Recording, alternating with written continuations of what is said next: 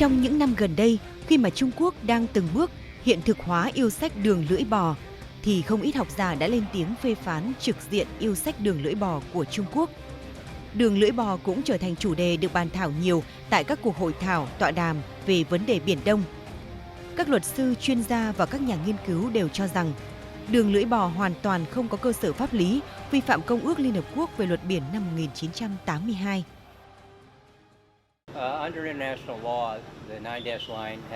Theo luật quốc tế, đường 9 đoạn không có một cơ sở thực sự nào cả. Hầu hết các chuyên gia luật quốc tế hoặc chuyên gia về biển đều tin rằng Trung Quốc không thể biện minh đường 9 đoạn bằng bất cứ cách nào dưới ánh sáng của Công ước của Liên Hợp Quốc về luật biển năm 1982, đặc biệt là các quyền của các quốc gia ven biển đối với vùng đặc quyền kinh tế 200 hải lý của mình.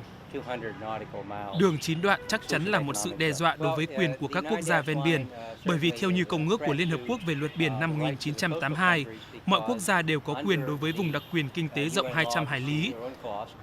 Và trong trường hợp đường 9 đoạn của Trung Quốc và các nước láng giềng, đường 9 đoạn đó đã cắt sâu vào vùng đặc quyền kinh tế của hầu hết các quốc gia ven biển láng giềng với Trung Quốc.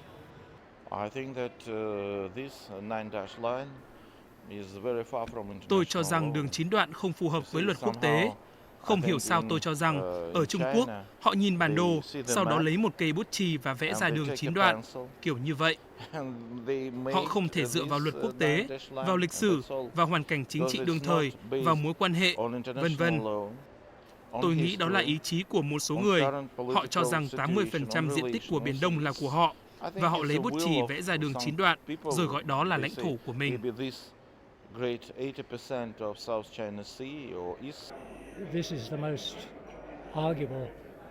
Theo tôi, điều gây nhiều tranh cãi nhất đó là những yêu sách của Trung Quốc ở Biển Đông là yêu sách về các quyền lịch sử hay về danh nghĩa lịch sử. Quyền lịch sử mà Trung Quốc nhắc đến có nội hàm rộng hơn nhiều so với những quy định pháp lý trong Công ước của Liên Hợp Quốc về luật biển năm 1982. Một lần nữa, yêu sách đường 9 đoạn của Trung Quốc không có giá trị pháp lý vì các quyền lịch sử ngày nay đã thật sự bị loại bỏ bởi những điều khoản ngoài Công ước. Các học giả quốc tế cũng đã thẳng thắn chỉ ra sự mập mờ, không minh bạch của yêu sách đường lưỡi bò ở Biển Đông. Đường 9 đoạn rất yếu về mặt giá trị pháp lý do một số lý do như sau. Trước hết, tọa độ của đường 9 đoạn phải được xác định một cách rõ ràng nếu Trung Quốc muốn dựa trên đường 9 đoạn để đưa ra yêu sách của mình. Thứ hai, đường 9 đoạn được đưa ra một cách tùy tiện và vô căn cứ. Liệu rằng đường này xác định một khu vực nào đó nhất định, chứ không phải là khu vực khác, chúng ta không ai chắc về điều đó. Vì vậy, đường 9 đoạn được vẽ ra không dựa trên cơ sở cụ thể nào. Đường 9 đoạn mà Trung Quốc yêu sách là đường yêu sách đơn phương mà Trung Quốc vẽ trên một tấm bản đồ. Đường yêu sách này không hề có tọa độ và cố tình được để mập mờ nhằm phục vụ lợi ích của Trung Quốc trong một khoảng thời gian nhất định. Theo hướng này, tôi cũng muốn nói thêm rằng Trung Quốc không hề tin vào đường ranh giới địa lý và luôn yêu sách các đường biên giới lịch sử và đường biên giới chiến lược. Vì vậy, đường 9 đoạn chủ yếu mang tính lịch sử và chiến lược mà Trung Quốc muốn để kiểm soát toàn bộ Biển Đông. Tạp chí Luật Quốc tế Châu Á số tháng 1 năm 2012 đã đăng bài viết Đường đứt đoạn ở Biển Đông, phân tích luật pháp về giá trị bản đồ của giáo sư Eric Franch và Marco Binata, Trung tâm Luật Quốc tế Đại học Bruxelles của Bỉ. Bài viết đi sâu phân tích tính phi lý của đường lưỡi bò như sự thiếu thống nhất, không có sự chú thích rõ ràng mạch lạc với ý định không rõ ràng, và đặc biệt là sự không chính xác về mặt kỹ thuật trong các bản đồ vẽ đường lưỡi bò để rút ra kết luận về khía cạnh luật pháp quốc tế, đường lưỡi bò không có cơ sở chắc chắn. Tiêu chí để xét ý định rõ ràng về phía Trung Quốc không được đáp ứng đầy đủ. Các cách giải thích khác nhau về đường lưỡi bò do các tác giả đưa ra, cũng như công hàm mập mờ của Trung Quốc ngày 7 tháng 5 năm 2009 là minh chứng cho kết luận này. Bên cạnh cấu trúc, câu phức tạp, các thuật ngữ được sử dụng trong công hàm như các vùng biển liên quan hay các vùng biển phụ cận gây khó hiểu. Các thuật ngữ đó không hề có trong Công ước của Liên Hợp Quốc về luật biển năm 1982.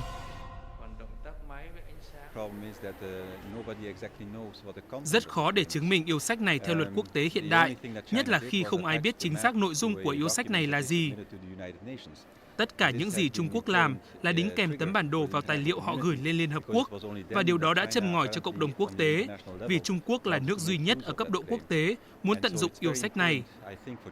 Việc Trung Quốc làm rõ yêu sách này có ý nghĩa rất quan trọng, vì nếu không thì sẽ đặt các nước khác vào một tình huống khó khăn do không biết phải hiểu đường chín đoạn này như thế nào. Theo luật pháp quốc tế, nếu Bắc Kinh không làm rõ thêm yêu sách của họ, thì tôi thấy rất khó tìm ra bất cứ giá trị pháp lý nào cho yêu sách của Trung Quốc.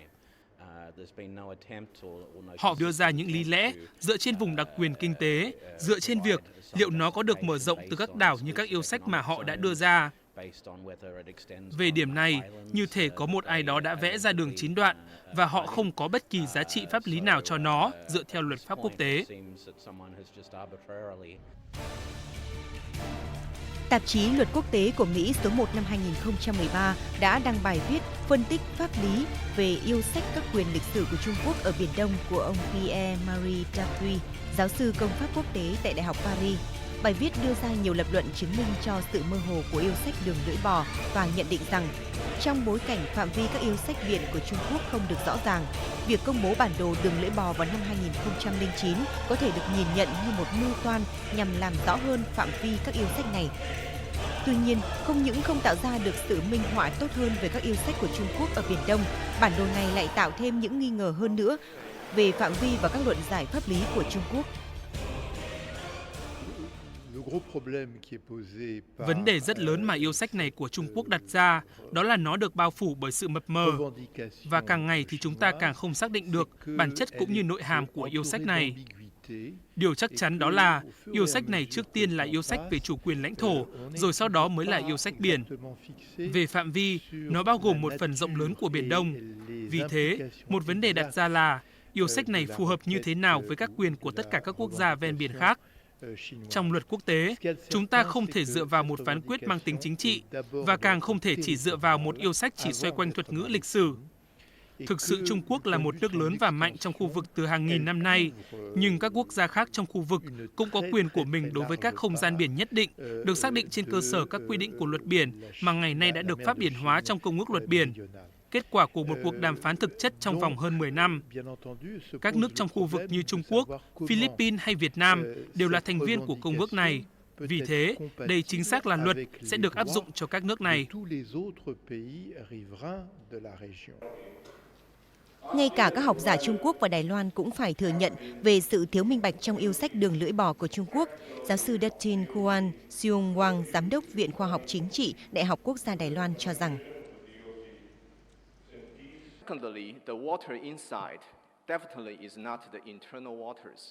về cơ bản, có rất nhiều hiểu lầm về đường chữ U. Đầu tiên, tôi phải nói rằng đó không phải là một đường biên giới. Nếu đó là một đường biên giới, thì nó cần phải được vẽ nét liền, chứ không phải là 11 nét đứt. Thứ hai, vùng nước bên trong hoàn toàn không phải là vùng nội thủy. Nếu đó là vùng nội thủy, thì khi đó không một ai có thể hưởng quyền tự do qua lại trong vùng nước bên trong đường chữ U. Và thứ ba, đó hoàn toàn không phải là ranh giới ngoài của vùng đặc quyền kinh tế và thềm lục địa, bởi vì đường chữ U được xuất hiện vào năm 1947 và vào thời điểm đó chưa xuất hiện bất kỳ ý tưởng nào về vùng đặc quyền kinh tế và thềm lục địa. Vào năm 1947, tấm bản đồ về đường lưỡi bò đưa ra bởi chính quyền Trung Hoa Dân Quốc đã vấp phải nhiều sự phản đối của các nước trong và ngoài khu vực. Các chuyên gia quốc tế cho rằng đường lưỡi bò tạo ra một nguy cơ đối với hòa bình ổn định và tự do an ninh an toàn hàng hải ở Biển Đông, là nguyên nhân gây tình hình căng thẳng ở Biển Đông. Hiện tại, tác động của đường chín đoạn tới sự ổn định ở khu vực là rất đáng kể. Đường chín đoạn chính là nguồn gốc của hầu hết các căng thẳng quan trọng ở Đông Nam Á. Về dài hạn, nó cũng sẽ tác động đến tự do hàng hải. Tôi nghĩ yêu sách này sẽ ảnh hưởng tiêu cực đến tự do an toàn hàng hải vì các nước không biết Trung Quốc muốn gì. Khi bạn đang đánh bắt cá ở một khu vực nào đó, bỗng nhiên tàu tuần duyên của Trung Quốc đi tới, yêu cầu bạn dừng lại và bạn không hiểu tại sao họ lại làm như thế. Việc này sẽ tạo ra một tình huống phi an ninh hàng hải và gây ra nhiều căng thẳng không cần thiết trong khu vực. Cách Trung Quốc xử lý vấn đề này như là công khai đường chín đoạn và các hành động của Trung Quốc. Điều này đã làm tăng mức độ quả quyết trong cách hành xử của Trung Quốc trong những năm gần đây, cũng tạo ra yếu tố gây mất an ninh và ngờ vực giữa các quốc gia.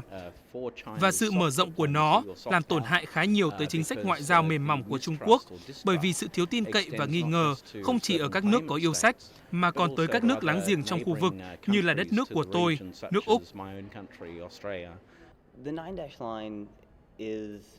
Xuất phát từ sự mập mờ của đường chín đoạn, hay còn gọi là đường lưỡi bò, cũng như những vi phạm rõ ràng của đường này đối với luật pháp quốc tế, bao gồm cả luật điều ước và luật tập quán, tôi coi đường chín đoạn như là một mối đe dọa đối với an ninh dầu mỏ của toàn khu vực châu Á nói chung. Có thể nhận thấy rõ ràng rằng đường chín đoạn là mối đe dọa cho các quốc gia Đông Nam Á có yêu sách tại Biển Đông. Nguyên nhân phần lớn là vì đường chín đoạn được nhìn nhận như một tín hiệu cho thấy Trung Quốc có vẻ không muốn tuân thủ luật pháp quốc tế. Tôi nghĩ, đối với các nước ASEAN có yêu sách, cũng như Mỹ hay các cường quốc khác, đường chín đoạn là sự khẳng định ý đồ của Trung Quốc muốn trở thành một siêu cường trong thế kỷ 21.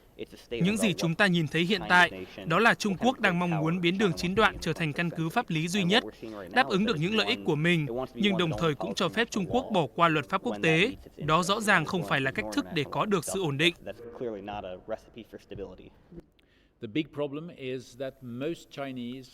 Vấn đề là ở chỗ, hầu hết người dân Trung Quốc nghĩ rằng mọi thứ nằm trong đường chín đoạn đều thuộc về họ. Và dĩ nhiên, điều này tạo ra sự khiêu khích đối với các nước láng giềng khác tại Biển Đông. Không may là cách suy nghĩ này, điều hiểu lầm này cũng tồn tại ngay trong các ban ngành, lực lượng của Trung Quốc. Vì vậy, các tàu khảo sát của Trung Quốc, lực lượng hải quân của Trung Quốc hay các đơn vị khác đều đang cố gắng đòi hỏi quyền tài phán tại các khu vực mà rõ ràng thuộc vùng đặc quyền kinh tế và thềm lục địa của Việt Nam, Malaysia, Brunei và Philippines.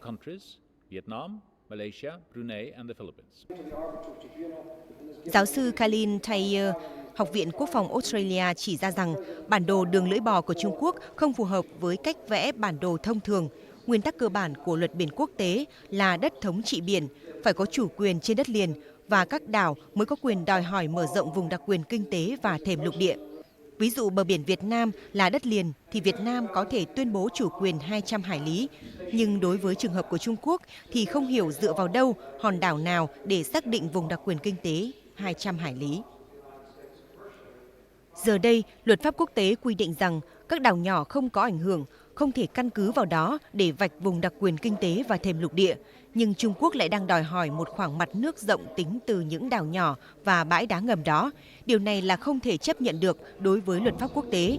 Cách vẽ đường lưỡi bò không phù hợp với cách vẽ bản đồ chuẩn quốc tế. Ông Marvin Ott, giáo sư trường đại học Johns Hopkins cho rằng Trung Quốc đưa ra tuyên bố chủ quyền nhưng không tuân theo luật pháp quốc tế. Do vậy, họ không thể đưa ra được những con số cụ thể, những bằng chứng hợp pháp để có thể bảo vệ cái họ tuyên bố chủ quyền. Tuyên bố của họ không có cơ sở và Trung Quốc rất biết điều này. Bằng cách tuyên bố chủ quyền đối với hầu hết khu vực Biển Đông thông qua đường lưỡi bò, có nghĩa rằng toàn bộ khu vực này thuộc về Trung Quốc thì không có một quốc gia lớn nào trên thế giới có thể ủng hộ đòi hỏi này. Mỹ không ủng hộ, Ấn Độ không ủng hộ, cộng đồng châu Âu không ủng hộ, Australia không ủng hộ, Nhật Bản không ủng hộ. Không có nước nào ủng hộ tuyên bố này của Trung Quốc.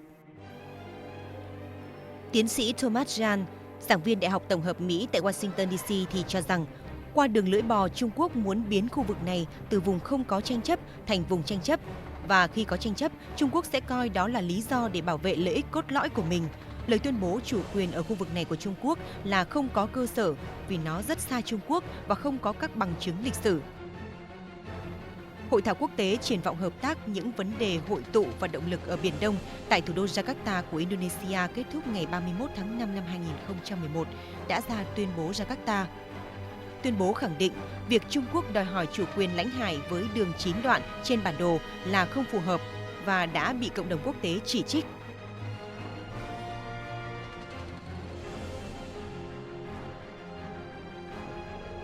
Chủ đề đường lưỡi bò đã làm nóng hội thảo quốc tế về Biển Đông lần thứ 2 được tổ chức tại thành phố Hồ Chí Minh năm 2011. Ông Daniel Schrieffer đến từ Trung tâm Nghiên cứu Châu Á 21 Pháp cho rằng việc Trung Quốc chính thức đưa ra đường đứt khúc 9 đoạn là một điểm đáng chú ý nhất ở khu vực trong 2 năm qua. Theo ông, Trung Quốc nên công khai và làm rõ ý định của mình, đối thoại với các nước trong khu vực về cách khác biệt nảy sinh. Nếu đối thoại giữa các bên để giải quyết xung đột không có tiến triển, cần tính đưa các tranh chấp khu vực ra tòa án luật biển hoặc tòa án công lý quốc tế.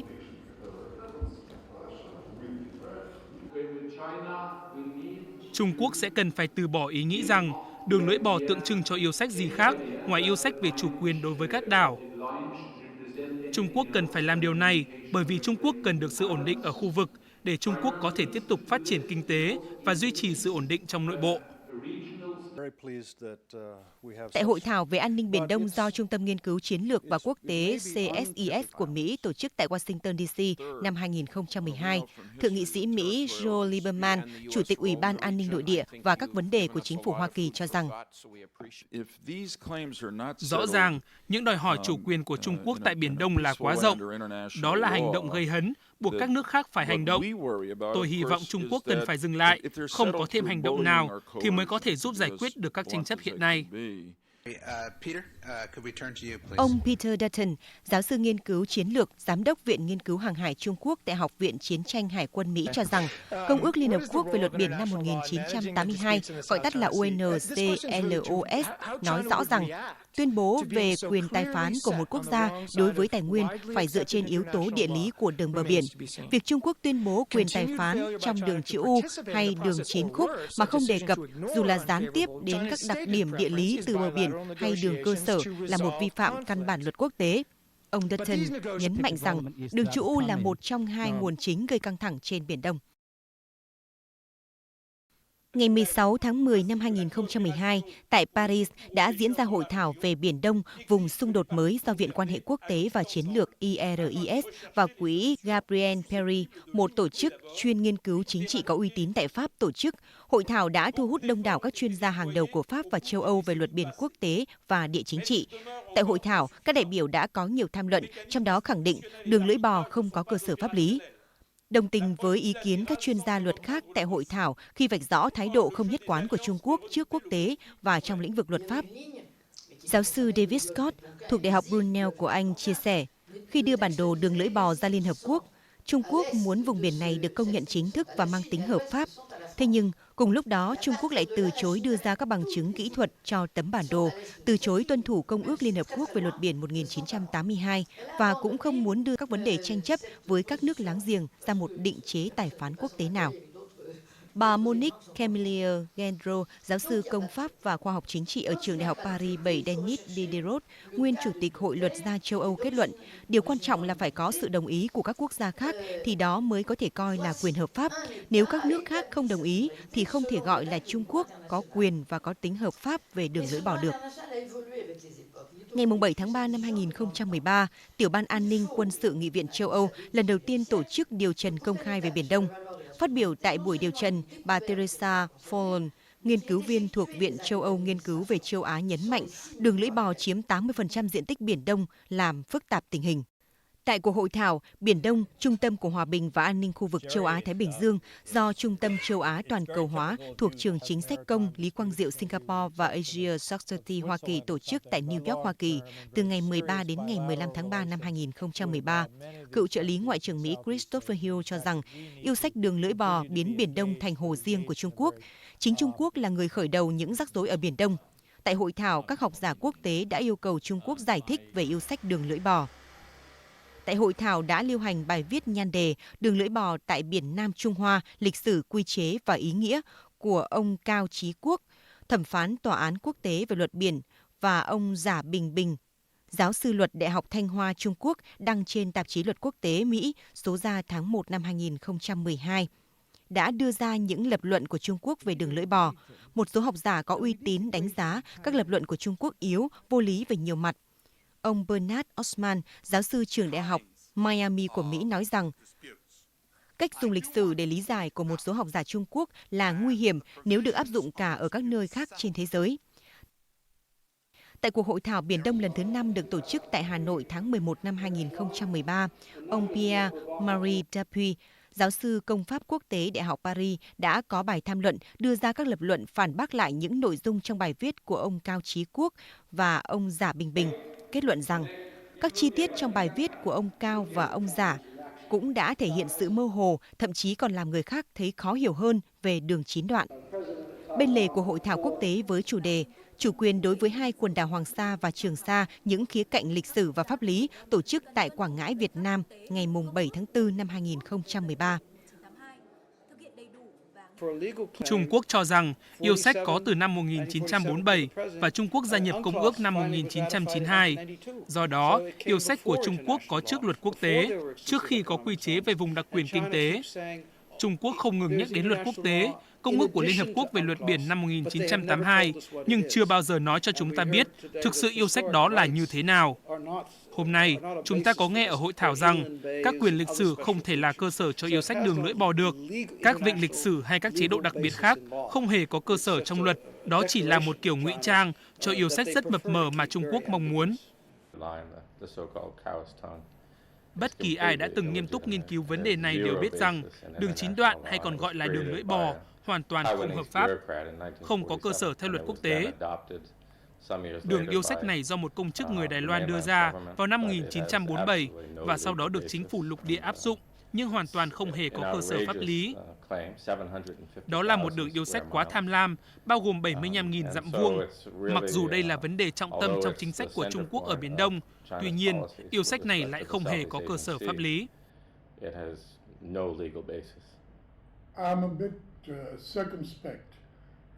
Nói thật, tôi hơi hoài nghi về giá trị pháp lý của đường chín đoạn, bởi vì yêu sách này đòi hỏi 80% diện tích của Biển Đông. Do đó, từ góc độ pháp lý, tôi không nghĩ yêu sách này có cơ sở pháp lý.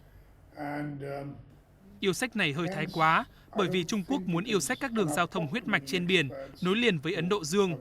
Do vậy, tôi cực kỳ lo ngại đối với tự do hàng hải ở đây. Tại vì sao?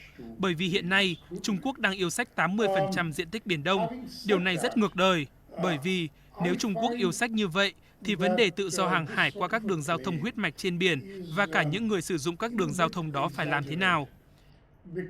Tôi cảm thấy khá ngạc nhiên. Về quan điểm của Ấn Độ rất quan ngại về đường yêu sách này. Lý do rất đơn giản, 50% thương mại của Ấn Độ đi qua khu vực này. Vậy điều gì sẽ xảy ra với vấn đề tự do hàng hải ở đó? Trước đây, Ấn Độ đã tuyên bố rằng Ấn Độ đầu tư rất lớn vào khai thác các nguồn tài nguyên khoáng sản một cách hợp pháp ở đây.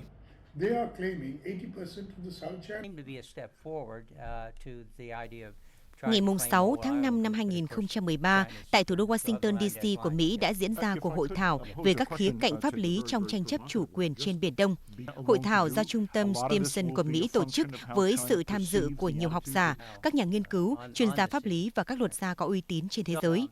Với chủ đề Đảo hay bãi đá là những tranh chấp chủ quyền trên Biển Đông, các học giả Mỹ đã tập trung phân tích khía cạnh pháp lý của các tranh chấp chủ quyền trong khu vực biển này. Các học giả cho rằng đường chín đoạn của Trung Quốc là yếu tố gây phức tạp nhất trong giải quyết các tranh chấp trên khía cạnh pháp lý, bởi nó không dựa trên bất kỳ cơ sở pháp lý quốc tế nào.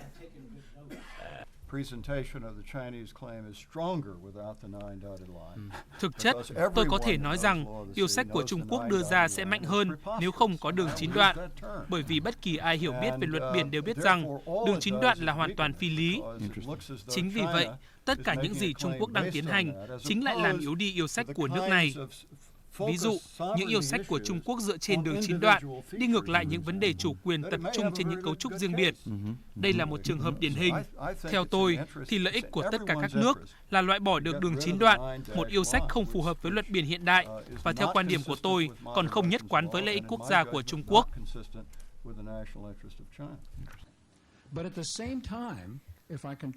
Ngày 5-6 tháng 6 năm 2013, tại Washington DC, Trung tâm Nghiên cứu Chiến lược và Quốc tế CSIS của Mỹ tổ chức hội thảo với chủ đề Kiểm soát căng thẳng ở Biển Đông với sự tham dự của khoảng 250 đại biểu gồm các quan chức, học giả, nhà nghiên cứu hàng đầu về Biển Đông đến từ Mỹ, Trung Quốc, Ấn Độ, Nhật Bản, các nước châu Âu, Philippines, Đài Loan, Trung Quốc và Việt Nam.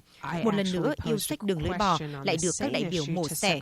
Hầu hết các đại biểu đều cho rằng yêu sách đường lưỡi bò hoàn toàn không có cơ sở pháp lý và vi phạm nghiêm trọng Công ước Liên Hợp Quốc về luật biển năm 1982. Việc Trung Quốc đơn phương xâm phạm những gì thuộc về các quốc gia ven Biển Đông có chủ quyền khác là một thách thức với Công ước Liên Hợp Quốc về luật biển năm 1982.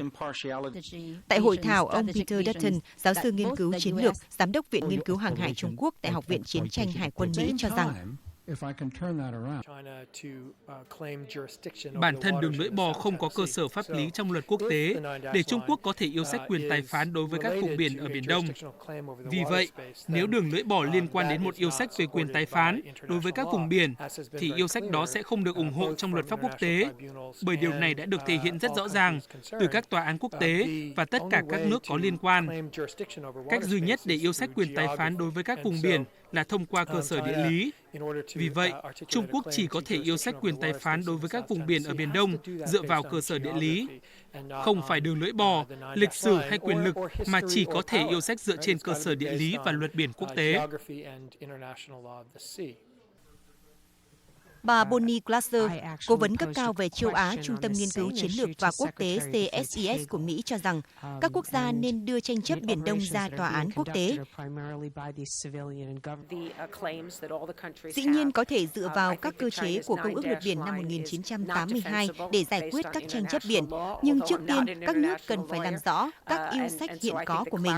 Yêu sách đường lưỡi bò của Trung Quốc không thể được biện minh theo luật quốc tế. Việc làm rõ yêu sách đó và biện hộ từ khía cạnh của luật quốc tế là cực kỳ quan trọng. Và thêm vào đó là việc đảm bảo đường cơ sở mà các nước vẽ phù hợp với Công ước Luật Biển của Liên Hợp Quốc năm 1982. Đó sẽ là một khởi đầu tốt và sau đó mới tiến đến việc thảo luận về giải quyết các tranh chấp này.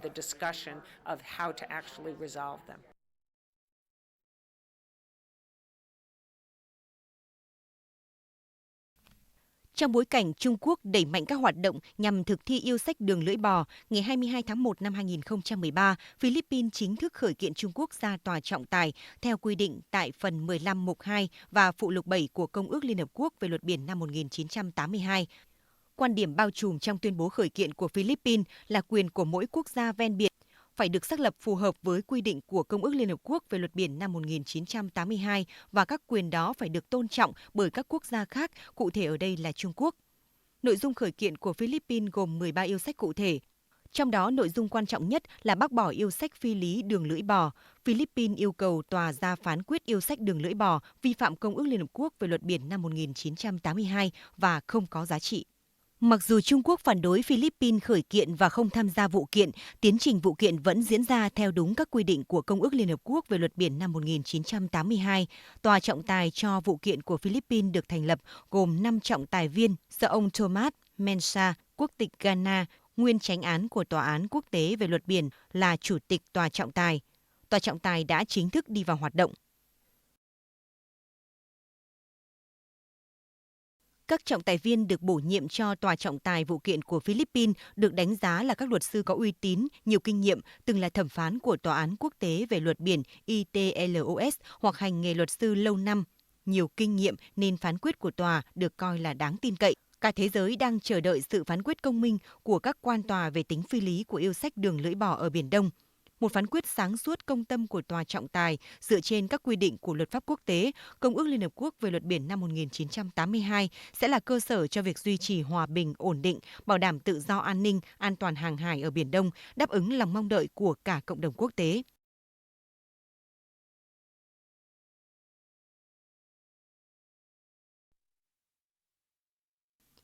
Tại hội thảo về các khía cạnh pháp lý trong tranh chấp chủ quyền trên Biển Đông do Trung tâm Stimson của Mỹ tổ chức ở Washington, D.C. ngày 6 tháng 5 năm 2013, giáo sư Joe Norton Moore, giám đốc Trung tâm Luật và Chính sách Biển, Đại học Luật Virginia cho rằng về mặt chiến thuật và chiến lược, đường 9 đoạn hoàn toàn không có lợi cho Trung Quốc.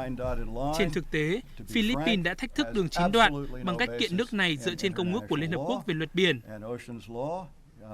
Sẽ khó để thách thức các vấn đề khác, nhưng thành thực mà nói, đường 9 đoạn hoàn toàn không có cơ sở nào dựa trên luật quốc tế hay luật biển. Yêu sách này hoàn toàn không thể biện hộ được và cũng sẽ không hỗ trợ Trung Quốc.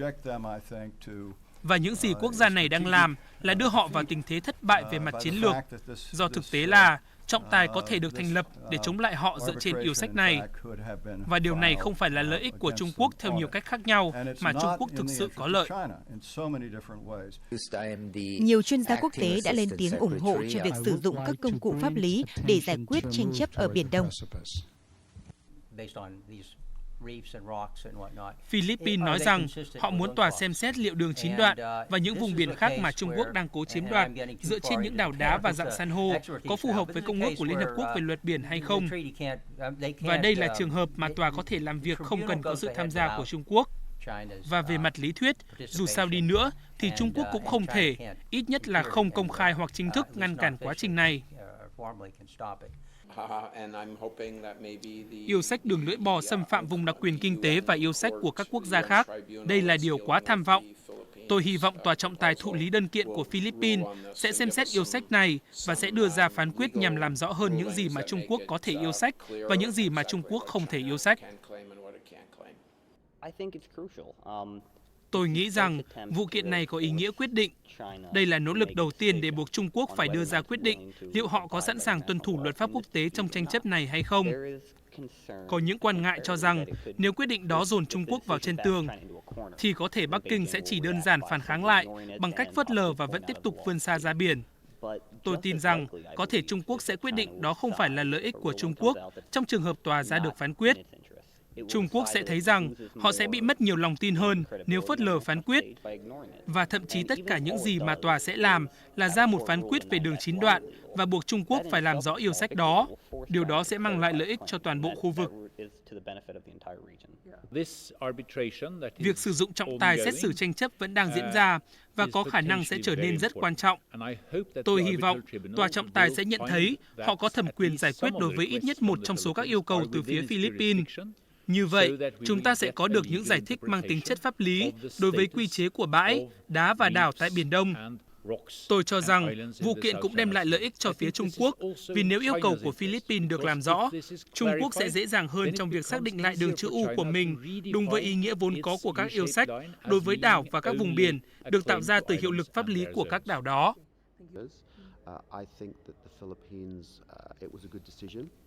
Tôi cho rằng đây là một trong những bước phát triển quan trọng nhất đối với tranh chấp tại Biển Đông trong những năm gần đây. Tôi nghĩ Philippines đã đưa ra một quyết định đúng đắn khi làm như vậy.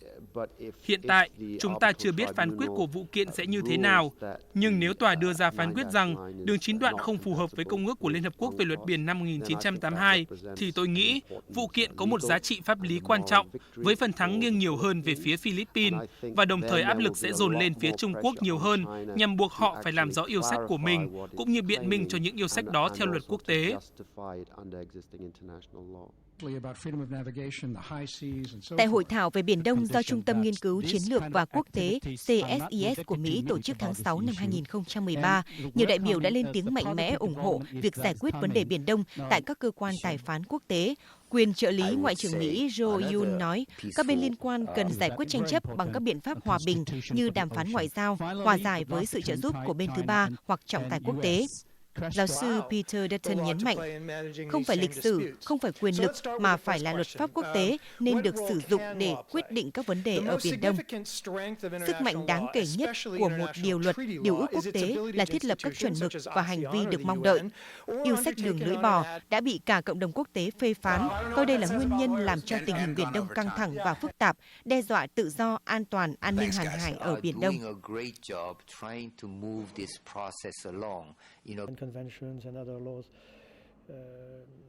Chúng ta đang ở trong tình huống là chúng ta có luật pháp quốc tế, Công ước của Liên Hợp Quốc về luật biển năm 1982 và các luật lệ khác, điều chỉnh quan hệ giữa các quốc gia. Tuy nhiên, Trung Quốc đã đột nhiên đưa ra yêu sách đường chín đoạn, gây ra nhiều nhiễu loạn, bởi vì không ai biết được cơ sở pháp lý của nó. Cơ sở và nguồn gốc của yêu sách đó không hề rõ ràng, và phía Trung Quốc cũng chưa bao giờ nêu cụ thể cả. Các giải thích mà cộng đồng quốc tế có được từ phía Trung Quốc cũng không rõ ràng, và không hề có sự đồng thuận nào về mục đích của đường chín đoạn. Có thể đường chín đoạn thể hiện một yêu sách về chủ quyền, nhưng yêu sách đó dựa trên cơ sở gì thì lại không rõ ràng. Điều này gây khó khăn cho những quốc gia khác. Nếu chúng ta có được một tuyên bố rõ ràng, thì chúng ta có thể tranh cãi và thảo luận về nó. Nhưng ở đây, chúng ta không có tranh cãi hay lập luận nào cả, vì chúng ta thậm chí còn không thể biết được câu hỏi là gì. Hệ quả dễ thấy nhất đó là yêu sách đường chín đoạn của Trung Quốc đang làm rối cộng đồng quốc tế và làm yếu đi mối quan hệ của các quốc gia trong khu vực. Các lợi ích hàng hải, kể cả lợi ích về mặt kinh tế, có có thể không bị tranh chấp nếu các quốc gia cứ tuân thủ và áp dụng đúng luật pháp quốc tế.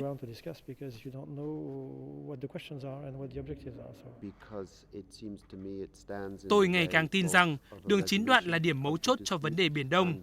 Tôi nói như vậy là vì, theo tôi, đường chín đoạn là vật cản trên con đường đi đến giải pháp để giải quyết tranh chấp, cũng như hợp tác cùng phát triển.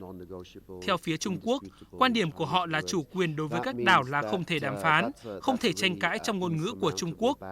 Điều đó có nghĩa rằng đây là một rào cản không thể vượt qua để đi đến đàm phán về chủ quyền đảo. Tôi cũng cho rằng đường chín đoạn gây cản trở cho triển vọng hợp tác cùng phát triển vì một số nước như Philippines và Việt Nam đã từng nói hợp tác cùng phát triển chỉ có thể diễn ra tại khu vực thực sự có tranh chấp. Và chúng ta không thể biết những khu vực nào là những khu vực thực sự có tranh chấp cho đến khi Trung Quốc làm rõ yêu sách của mình, việc mà cho đến nay Trung Quốc vẫn chưa hề làm. Vì vậy, tôi nghĩ nếu chúng ta hướng đến khả năng hợp tác, kiềm chế xung đột và cuối cùng là giải pháp cho vấn đề Biển Đông, thì đường chín đoạn thực sự đang nằm trên con đường đó.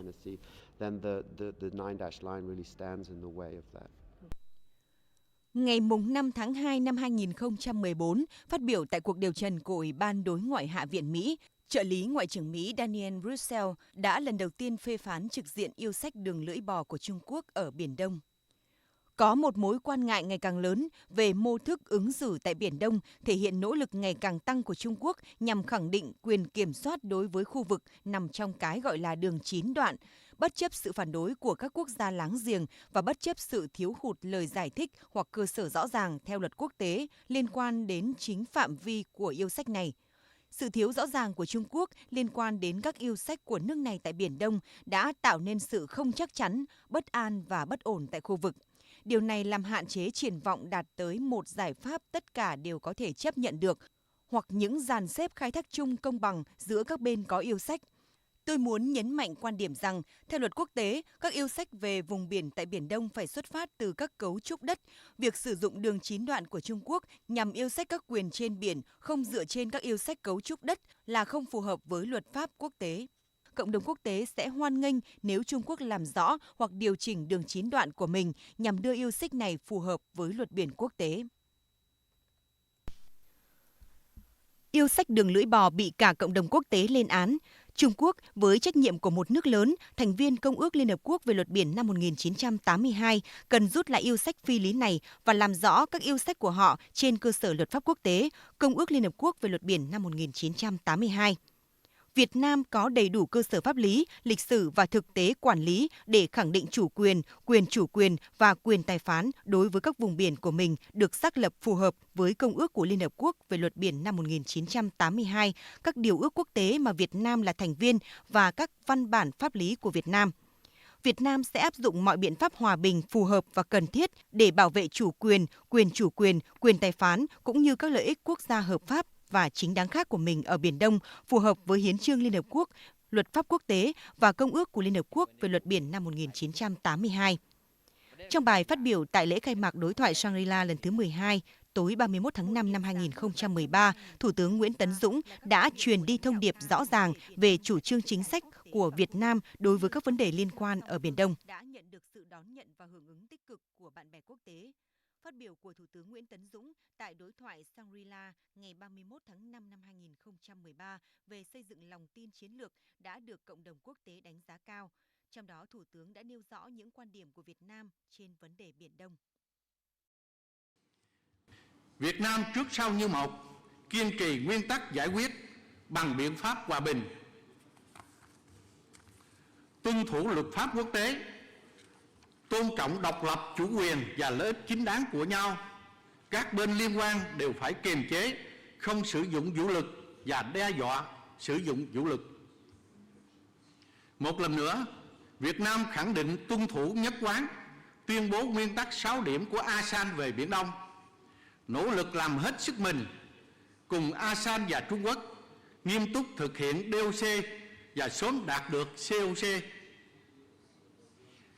Là quốc gia ven biển, Việt Nam khẳng định và bảo vệ quyền, lợi ích chính đáng của mình theo đúng luật pháp quốc tế, đặc biệt là Công ước Liên Hợp Quốc về luật biển năm 1982.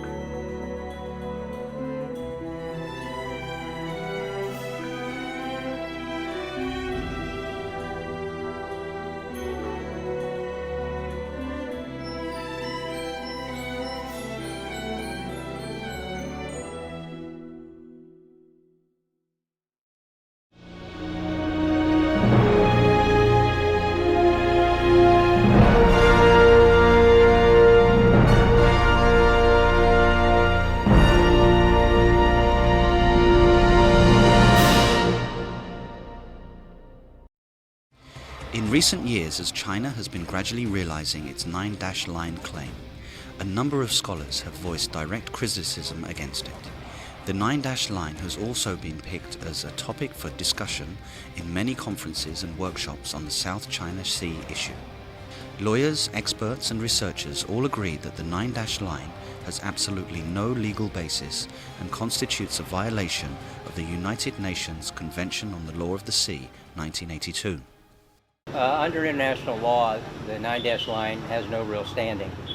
I think most experts on both international law and other maritime affairs believe that China's assertion of this 9-law cannot be justified in light of UNCLOS, especially the rights of coastal states for 200 nautical miles exclusive economic zone. Well, the 9-line certainly is a threat to the rights of the coastal countries because under the UN Law of the Sea, or UNCLOS, UN Convention on the Law of the Sea, every coastal state has a right to a 200-mile exclusive economic zone.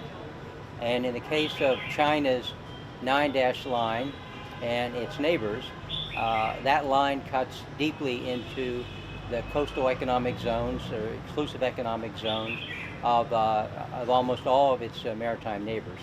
I think that this 9-line is very far from international law. You see, somehow, I think in China, they see the map and they take a pencil and they made this 9-line, and that's all, because it's not based on international law, on history, on current political situation, on relation, on sea. I think it's a will of some people. They say maybe this great 80% of South China Sea or East Sea, you see, will be our. So they take a pencil, make this 9-line and say, so it's our territory, and that's all. This is the most arguable part of the Chinese claim in the South China Sea, is whether their claim, which is very vague to historic rights or historic title, gives them any greater rights than they would under the juridical provisions of UNCLOS. Again, is of no legal value, because historic rights today really have been overtaken by the express UNCLOS provisions. Many international scholars have also plainly pointed out the ambiguity and lack of transparency of the 9-line claim in the South China Sea.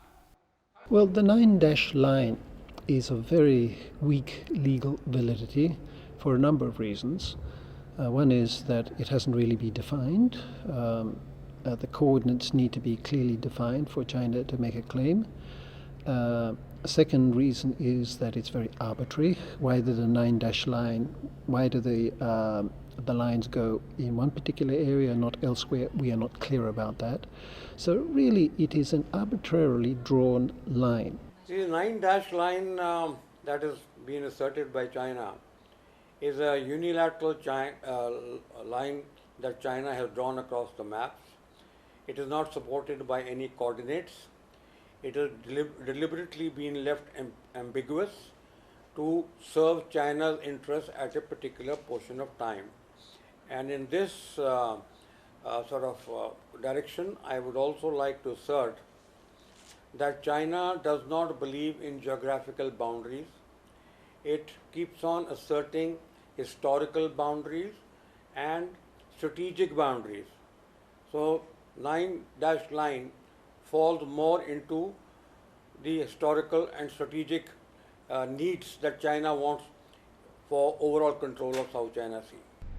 The Asian Journal of International Law, Issue 1, 2012, published an article entitled Dots and Lines in the South China Sea, Insights from the Law of the Map of Evidence, written by Professor Eric Franks and Marco Benatar from the Center for International Law, Vrije Universiteit, Brussels, Belgium. The article provides an in-depth analysis concerning the irrationality of the 9-line, in particular the inconsistency, lack of precise legend and specific purposes, and especially the technical inaccuracy of the maps denoting the 9-dash line. Based on that analysis, the two writers concluded that the 9-dash line has no solid basis under international law. The criterion of discernible intent on the part of the People's Republic of China's government is not adequately fulfilled. The variety of interpretations of the U-line offered by legal scholars, as well as the People's Republic of China's ambiguous note verbale de dato, 7th of May 2009, bear witness to this conclusion. Besides confusing sentence structures, terms employed in the note verbale, namely relevant waters and adjacent waters, are particularly puzzling as they do not appear anywhere in UNCLOS.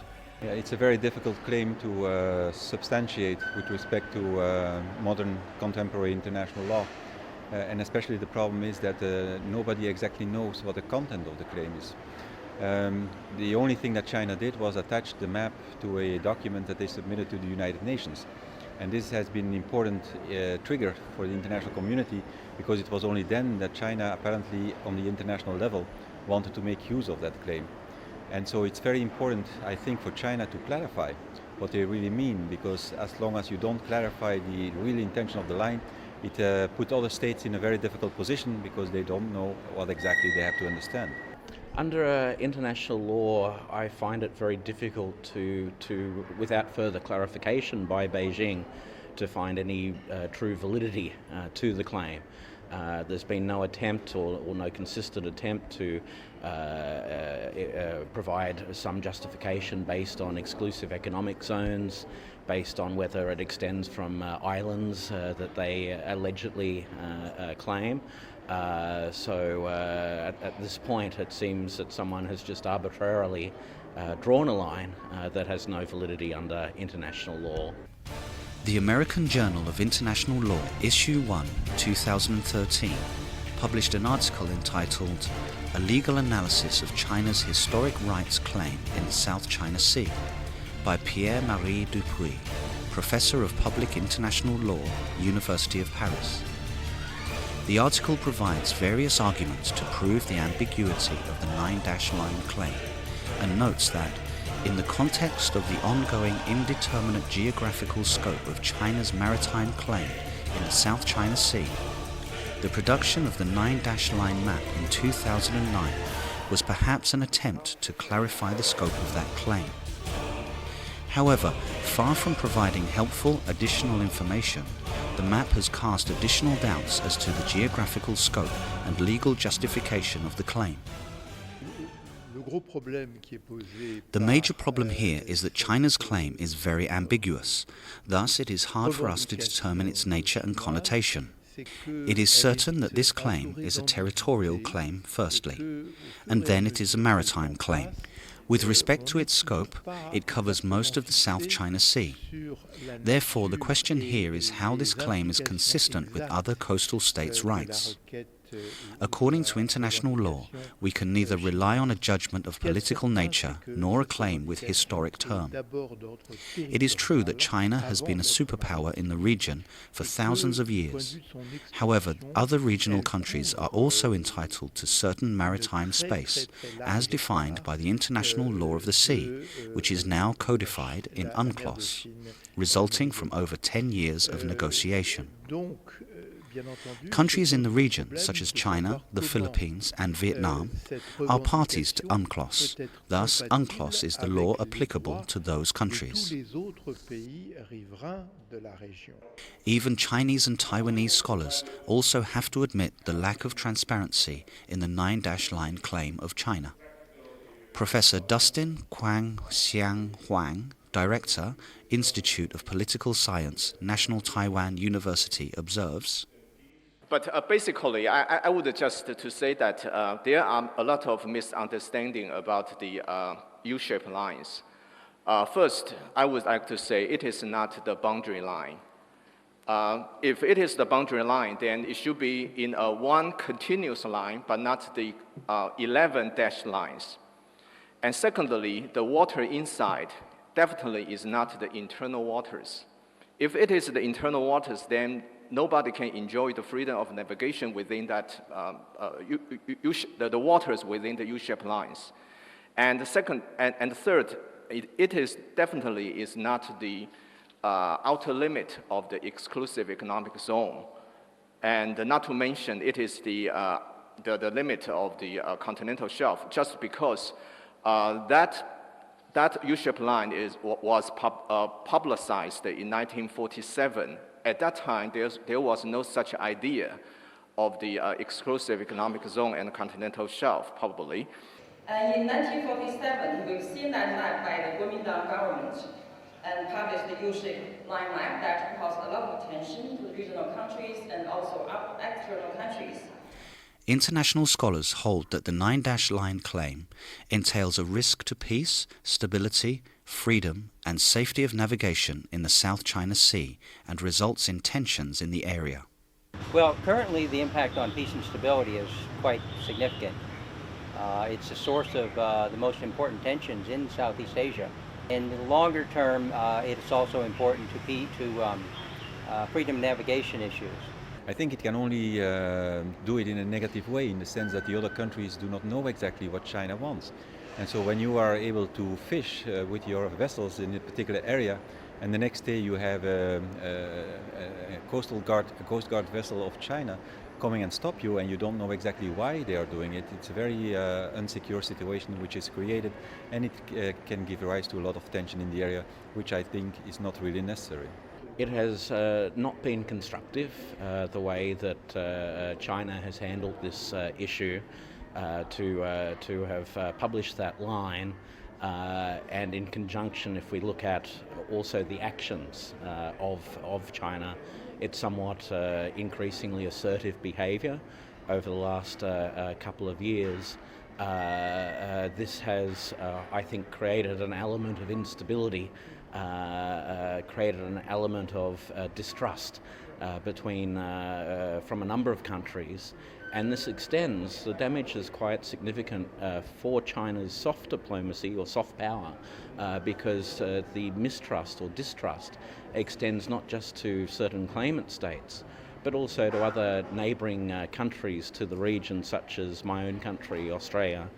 The 9-dash line is, because of its ambiguity and its obvious violation of accepted international law, both the UN Convention on the Law of the Sea and customary international law, I would characterize as a threat to the overall regional order in Asia. It's clearly perceived as a threat to the other Southeast Asian claimants, largely because they view it as a sign that if China's unwilling to follow international law in this area, where else is China unwilling to follow international law? While to a casual observer, it's just a few rocks and banks in the ocean. I think to ASEAN claimants, as well as the U.S. and many other outside powers, it's a statement about what kind of nation, what kind of great power China wants to be in the 21st century. And what we're seeing right now is that it wants to be one that only follows international law when that meets its interests, and is willing to ignore international law when it doesn't. That's clearly not a recipe for stability. The big problem is that most Chinese think that everything inside that line belongs to them. And this is, of course, very provocative for all the other countries around the South China Sea. And unfortunately, this thought or this misunderstanding is also there in the Chinese services. So the Chinese maritime surveillance vessels, the Chinese Navy, and other agencies are trying to exert jurisdiction in areas that obviously belong to the continental shelf and exclusive economic zone of other countries, Vietnam, Malaysia, Brunei and the Philippines. Professor Carlyle Thayer from the Australian Defence Force Academy indicated that the 9-dash line of China is not consistent with conventional map drawing techniques. One fundamental principle of international law is that the land dominates the sea, which means that a country that has the sovereignty over a land territory may claim the entitlement to that territory's exclusive economic zone and continental shelf. For instance, Vietnam may claim 200 nautical miles based on Vietnam's mainland coast. However, with respect to China's circumstances, I don't know the basis on which they claim their 200 nautical mile exclusive economic zone. Currently, under international law, a small island has no effect and cannot be used to make claim to an exclusive economic zone and a continental shelf. However, China is claiming a very broad expanse of water measured from those small islands and submerged banks. This is unacceptable under international law. The 9-dash line of China is not consistent with the standards of international map drawing techniques. Professor Marvin Ott from Johns Hopkins University said, "China has made a sovereignty claim which is inconsistent with international law. Thus, they cannot provide any specific figure or lawful evidence to back their claim. Their claim is unfounded, and they know it. By its 9-dash line, China is claiming its sovereignty over most of the South China Sea, which no country in the world could support. The United States does not support it, neither do India, the European Union, Australia, nor Japan. No country supports this claim of China." Dr. Thomas Yandel, lecturer at the American University in Washington, D.C., held that, by the 9-dash line, China wants to make an undisputed area disputed, and once a dispute exists, China will consider it a reason to defend its core interest. China's claim to sovereignty over this area is baseless because it is very far from China and China does not have historical evidence. The international workshop themed Prospects of Cooperation and Convergence of the Issues and Dynamics in the South China Sea, held in Jakarta, Indonesia, included on 31st of May 2011 with the Jakarta Statement. The statement is confirmed that China's claim of sovereignty over the territorial water based on the 9-dash line map was not consistent with international law and criticized by the international community. The 9-dash line topic also heated discussions at the second international workshop on the South China Sea held in Ho Chi Minh City in 2011. Mr. Daniel Schaefer from France's 21st Asia Research Center said that the publishing of the 9-dash line by China has been the most remarkable event of the past 2 years. In his opinion, China should make public and clarify its intent and discuss any arisen differences with other countries in the region.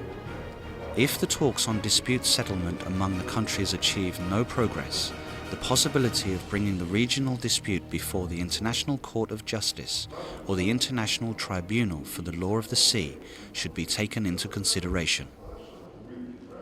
With China, we need to give up the idea, any idea that the 9 dotted line should represent anything else than an indication of a claim to islands. China needs to do this because it needs regional stability so it can continue in economic development and also keep internally stable. At the workshop on South China Sea maritime security held by the Center for Strategic and International Studies, CSIS, in Washington, D.C. on 2012, Senator Joe Lieberman, chairman of the Senate Committee on Homeland Security and Governmental Affairs, observed, "If these claims are not settled in a peaceful way under international law, that what we worry about, of course, is that if they're settled through bullying or coercion, to be as blunt as I can be." Professor Peter Dutton, strategic researcher, China Maritime Studies Institute, U.S. Naval War College, held that the United Nations Convention on the Law of the Sea, 1982, UNCLOS, states that a country's claim of its jurisdiction over resources should be based on the geographical features of its coastline. China's claim of jurisdiction within the U-shaped line, or the 9-dash line, without mentioning, even indirectly, the geographical features of its coastline or its baseline, is a fundamental violation of international law. Mr. Dutton also stressed that the 9-dash line is one of the 2 main sources of tension in the South China Sea. On the 16th of October 2012, the workshop themed The South China Sea, a New Conflict Zone, was organized by the Institute of International Relations and Strategy, IRIS, and the Gabrielle Perry Foundation, which is a prestigious research organization specializing in politics. The workshop attracted a large number of leading experts in international law of the sea and international geopolitics from France and Europe. The reports delivered by participants at the workshop affirmed that the 9-dash line has no legal basis. Agreeing with other legal experts at the workshop upon the inconsistent attitude of China before the international community and in the field of law, Professor David Scott from Brunel University, UK, said, "When China circulated the maps printing the 9-dash line at the United Nations, it wanted the waters encompassed by the line to be officially recognized and legitimate. Yet, at the same time, China refused to give technical evidence to support the map, refused to comply with the United Nations Convention on the Law of the Sea, 1982, and did not wish to settle the dispute with its neighboring countries before any international legal institution." Mrs. Monique Chamillier-Gendreau, Professor of Public International Law and Political Science at the University of Paris 7, Denise Diderot, former president of the Association of European Jurists, concluded that it is important to have the consent of other countries so that a right could be lawful. If there were no such consent, then it could not be said that China is lawfully entitled to the 9-dash line. On the 7th of March 2013, the Subcommittee on Security and Defence of the European Parliament held a public hearing on the South China Sea for the first time. Speaking at the hearing, Mrs. Teresa Fallon, a researcher from the European Institute for Asia Studies, emphasized that the 9-dash line, making up approximately 80% of the South China Sea, was complicating the situation. At the workshop themed South China Sea, Central to Asia-Pacific Peace and Security, held by the Center on Asia and Globalization of the Lee Kuan Yew School of Public Policy, Singapore, and the Asia Society, USA, in New York from the 13th to 15th of March 2013, the former U.S. Assistant Secretary of State, Christopher Hill, said that the 9-dash line claim made the South China Sea a private lake belonging to China. China itself is the troublemaker in the South China Sea. Also at the workshop, international scholars asked China to explain its 9-dash line claim.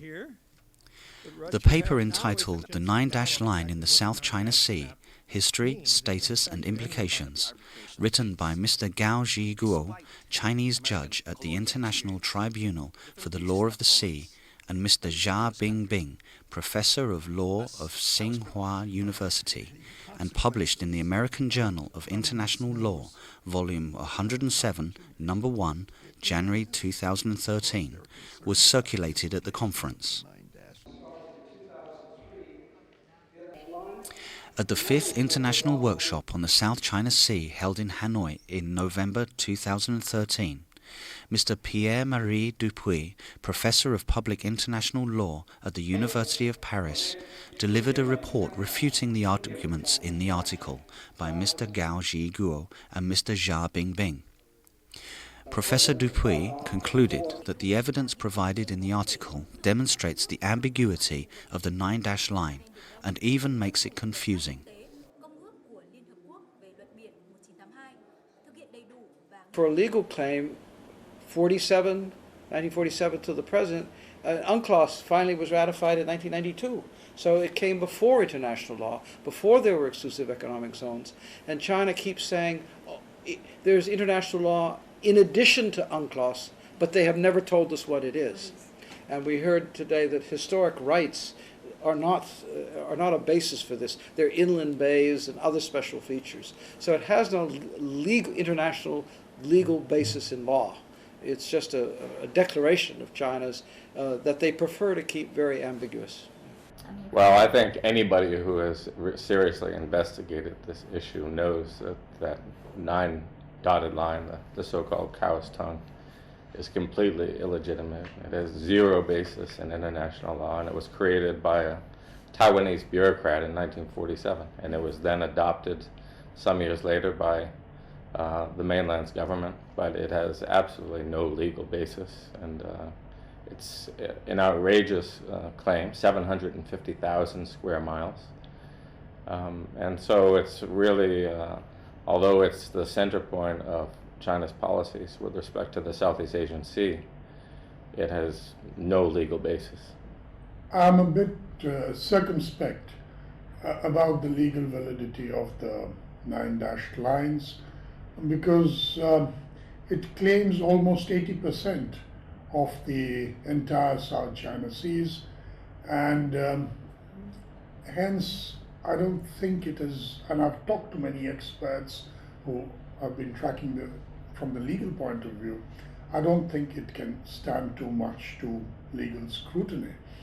Having said that, I find that this sort of a claim is in a bit exaggerated because you see, on one hand you have the Chinese who like to claim that in Indian Ocean, through which their slugs come, their energy slugs come through the Indian Ocean, they are extremely worried about the freedom of navigation, while they are claiming 80% of the South China Seas, which is a paradox, because then what happens to the freedom of navigation and slugs for the users in that area?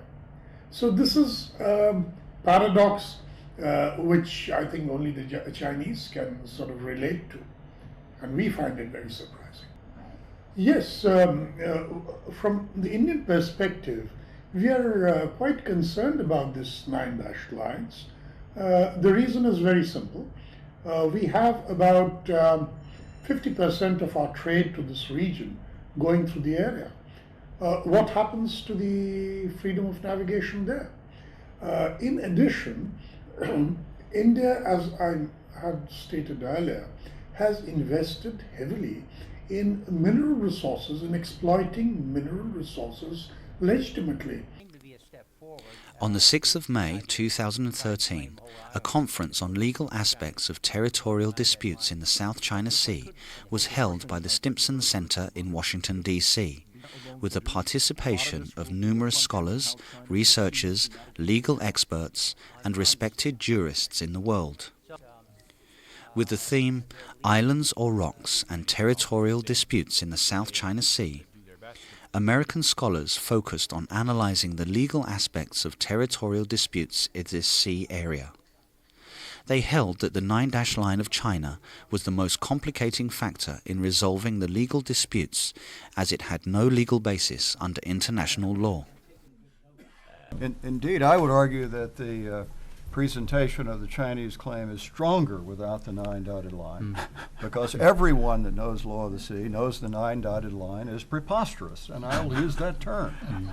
And therefore, all it does is weaken it, because it looks as though China is making a claim based on that, as opposed to the kinds of focused sovereignty issues on individual features, for example, that it may have a very good case in relation to those. So I think it's in everyone's interest to get rid of the 9 dash line, which is not consistent with modern oceans law, and in my judgment, not consistent with the national interest of China. On the 5th and 6th of June 2013, a workshop themed Tension Management in the South China Sea was held by the Center for International and Strategic Studies, CSIS, in Washington, D.C., with 250 participants, including leading scholars and researchers of the South China Sea studies from the US, China, India, Japan, Europe, the Philippines, Taiwan, China, and Vietnam. Once again, the 9 dash line claim was opened up for discussion. Most of the participants agreed that the 9 dash line claim had absolutely no legal basis and constituted a serious violation of the United Nations Convention on the Law of the Sea of 1982. Moreover, China's unilateral encroachment upon what belonged to other claimants in the South China Sea posed a challenge to the United Nations Convention on the Law of the Sea of 1982.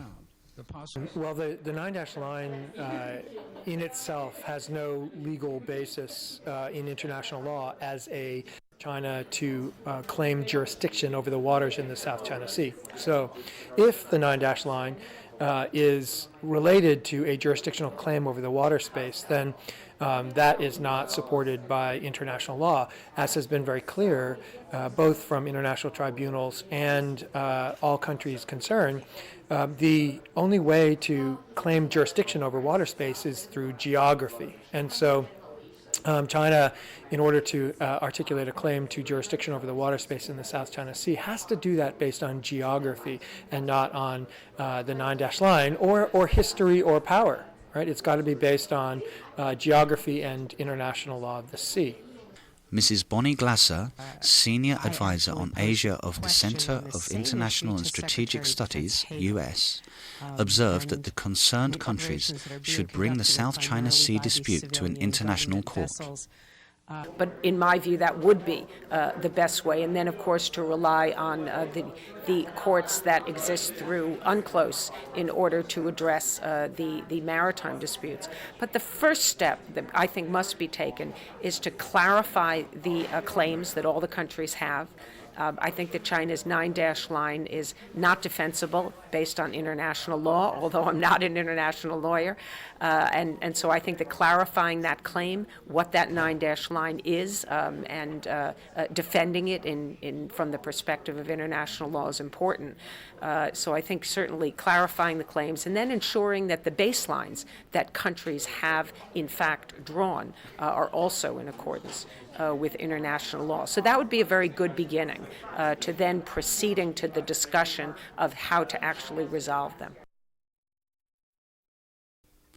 Under the circumstance where China was stepping up enforcement activities to realize its Nine-Dash Line claim on the 22nd of January 2013, the Philippines officially initiated an arbitral proceedings against China before the Arbitral Tribunal under Part 11, Section 2, Annex 8 of the United Nations Convention on the Law of the Sea of 1982.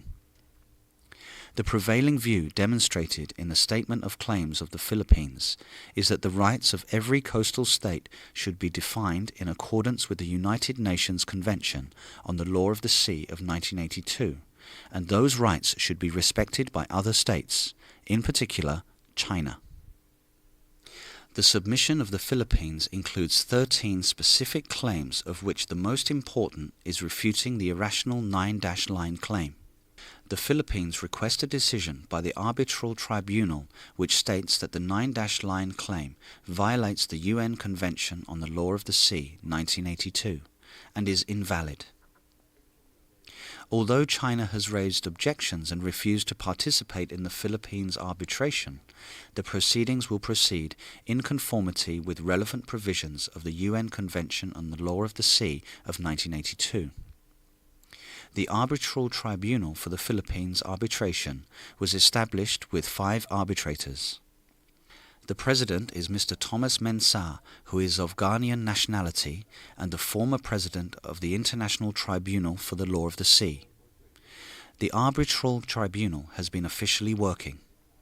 The arbitrators appointed to rule the Philippines arbitration are regarded as prestigious and experienced lawyers. They are the former judges of the International Tribunal for the Law of the Sea, ITLOS, with many years of practice. Thus, the judgment of the tribunal is considered reliable.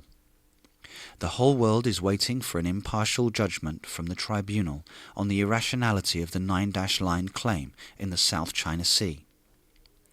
Based on international law, the United Nations Convention on the Law of the Sea, a qualitative judgment of the Arbitral Tribunal would be the basis for maintaining peace, stability, and ensuring freedom and safety of navigation in the South China Sea, living up to the expectations of the international community.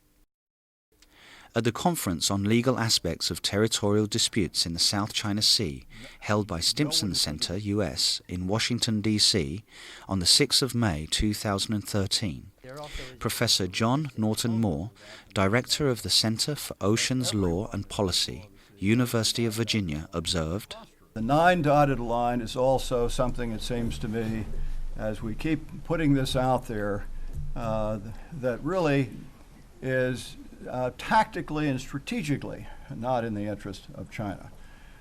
We have just seen that the Philippines were able, in fact, to leverage that 9-dotted line in terms of an action brought against it under UNCLOS. It would be difficult to leverage most other things, but the 9-dotted line, to be frank, has absolutely no basis in international law and oceans law. It is completely defenseless. It is not something that is going to aid China, and what it has done is subject them, I think, to a strategic defeat by the fact that this arbitration, in fact, could have been filed against them on it. And it's not in the interest of China in so many different ways. Many international experts have voiced their support for resorting to legal means in order to resolve the dispute in the South China Sea. No, it's saying we want you to rule on whether the 9-dash line and also certain maritime areas that China is trying to determine based on these reefs and rocks and whatnot, are they consistent with UNCLOS?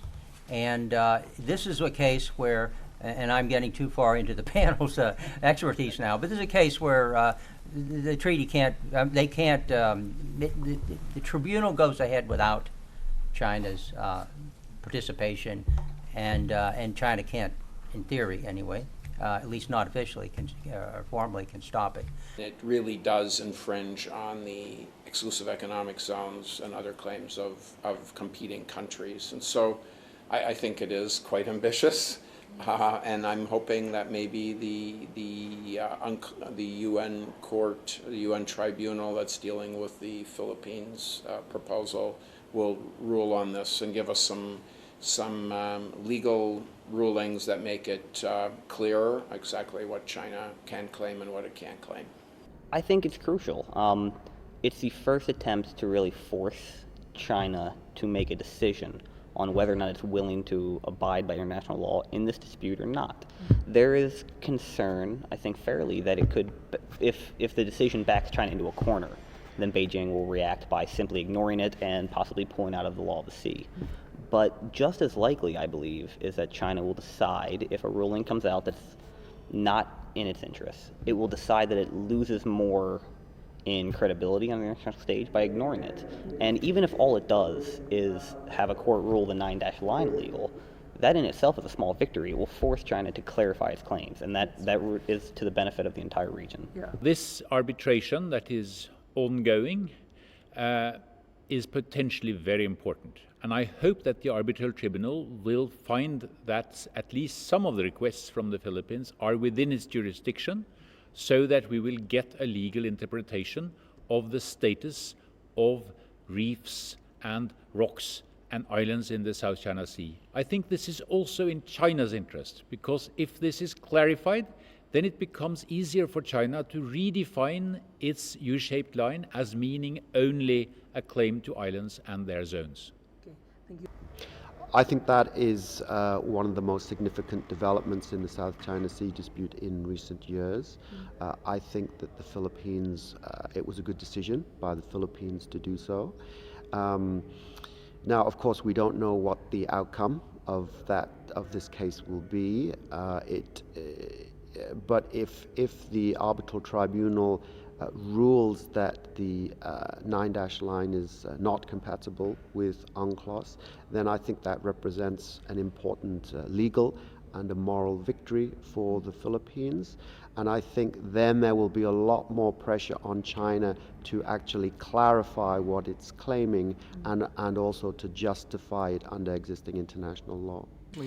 At a conference on the South China Sea held by the Center for International and Strategic Studies in June 2013, many participants voiced strong support for bringing the South China Sea dispute before international legal institutions. Acting Assistant Secretary of State Zhou Yun said that the concerned parties should settle the dispute by peaceful means, such as diplomatic negotiation, mediation with the support of a third party, or international arbitration. Professor Peter Dutton stressed that it is neither history nor force, but international law which should be used to settle the differences in the South China Sea. The most significant power of a provision or of an international treaty is setting standards and outlining expected behaviors. The 9-line claim has been criticized by the international community and considered the cause of tension and complication in the South China Sea, threatening the freedom and safety of navigation in the area. We have a situation where you have international law, UN conventions and other laws ruling the relationship between the countries, and you have the Chinese popping in with a claim, a 9- claim, which is quite disturbing because it's nobody knows on which legal base it's been produced. The rationale and the background of it is unclear. The Chinese have not been specific, and the interpretation that is made by the international community is that China, even from the Chinese side, the rationale and the claims are unclear, and there's no consensus in China about what the purpose and the real objective is of the 9-dashes are. And we see it as maybe a sovereignty claim, but on what it relies is a bit unclear. So clearly, the consequence is it's a difficult way to deal with it, because when you have a clear statement and you know what the rationale, the base, you can argue and discuss.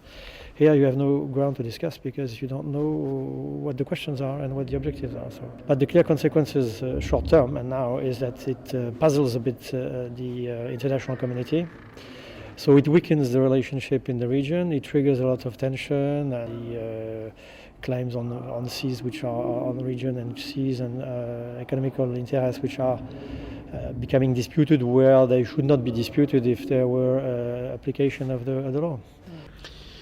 I'm more and more of the opinion that the 9-line is really the crux of the problem in the South China Sea. And I say that because it seems to me it stands in the way both of a resolution of the dispute and joint development. China's position is that sovereignty of the islands is non-negotiable, it's indisputable in China's words. That means that that's a really insurmountable barrier to negotiations on sovereignty of the islands. I also think that it hinders the prospect of joint development, because some countries like the Philippines and Vietnam have said that joint development can only take place in truly disputed areas, and we don't know what's truly disputed until China clarifies what it's claiming, which it hasn't really done yet. So I think if we're to move forward with cooperation and conflict management and eventually resolution in the South China Sea, then the 9-line really stands in the way of that. On the 5th of February 2014, at the hearing of the Committee on Foreign Affairs of the U.S. House of Representatives, Assistant Secretary of State Daniel Russell directly criticized the 9-line claim of China in the South China Sea.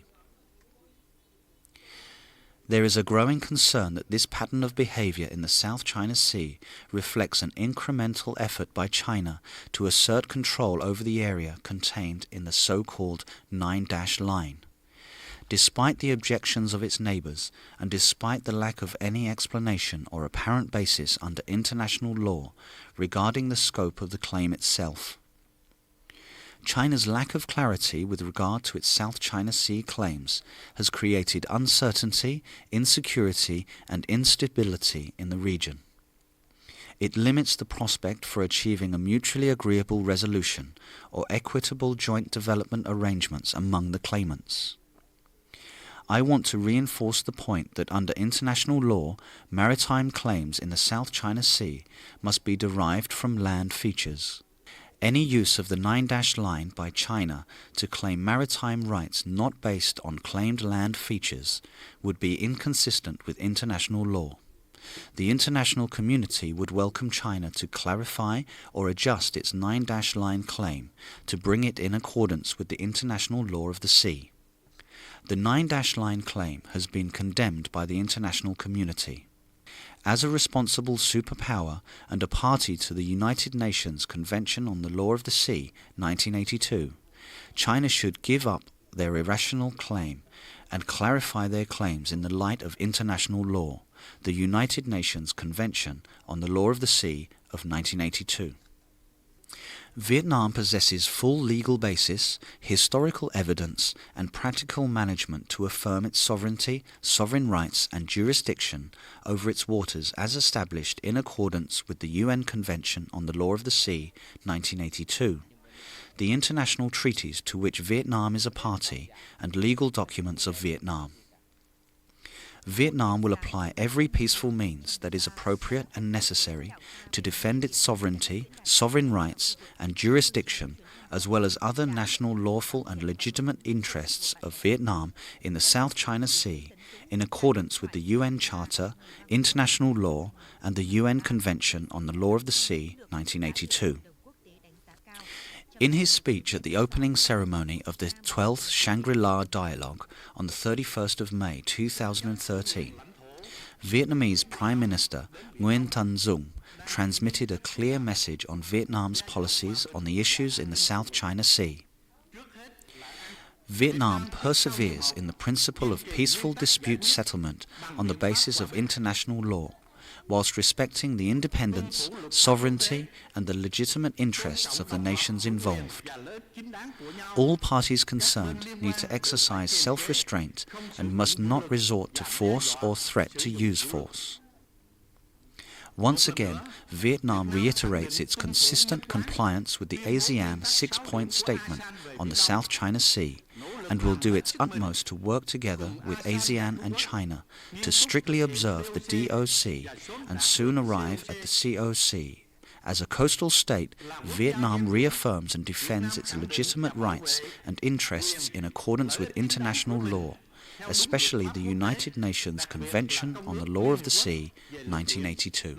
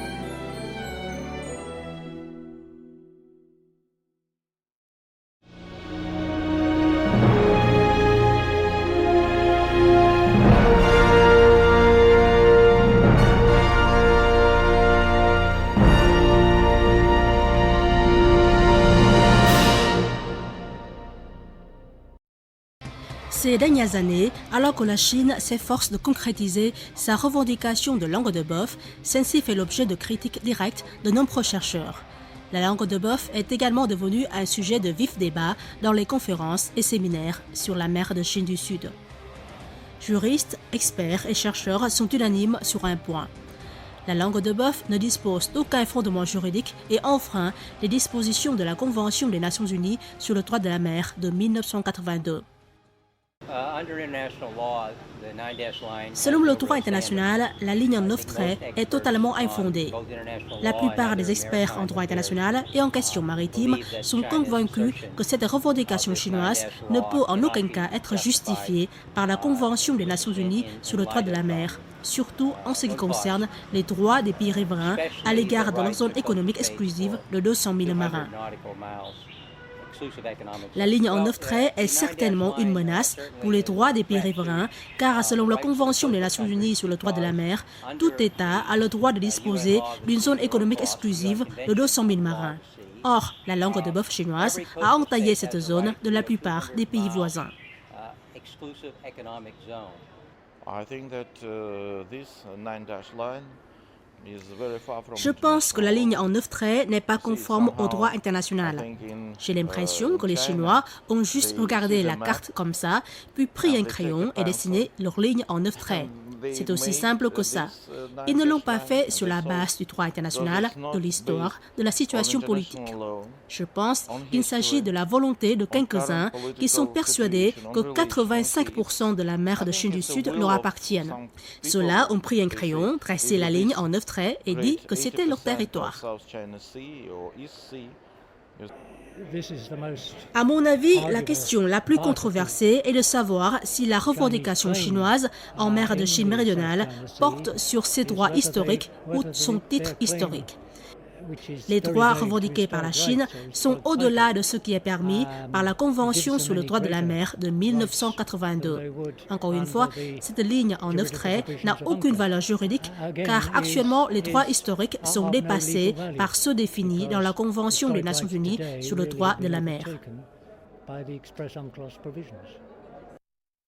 Les spécialistes internationaux pointent du doigt l'ambiguïté, le manque de transparence de la langue de bœuf en mer de Chine du Sud.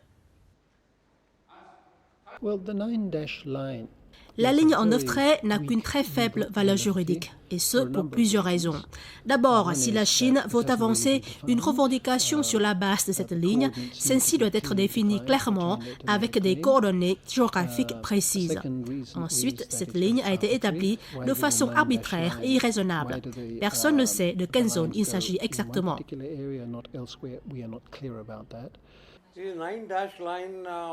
La ligne en 9 traits avancée par la Chine est une ligne qu'elle a unilatéralement dessinée sur une carte.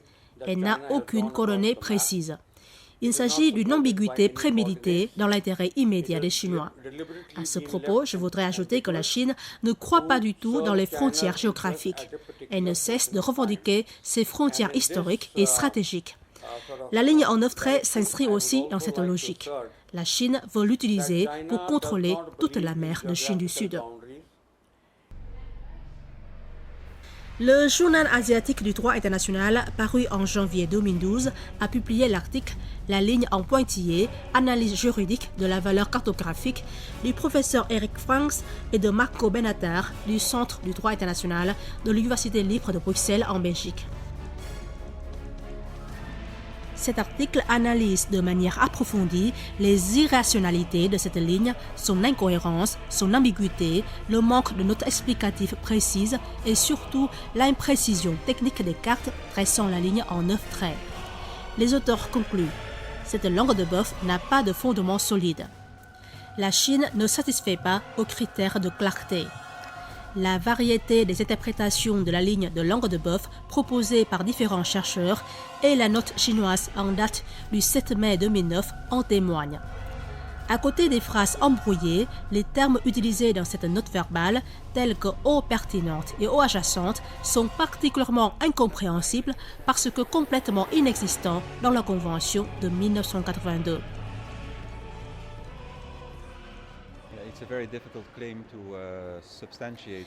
Il s'agit d'une revendication très difficile à justifier au regard du droit international contemporain, d'autant plus que personne ne voit précisément en quoi elle consiste. Tout ce que la Chine a fait est de joindre la carte au document qu'elle a adressé aux Nations Unies. Aux yeux de la communauté internationale, c'est un acte curieux car la Chine est le seul pays au monde à avoir avancé une telle revendication. La Chine doit apporter les explications nécessaires. Sinon, les autres pays seraient placés dans une situation difficile car ils ne savent pas comment comprendre cette ligne.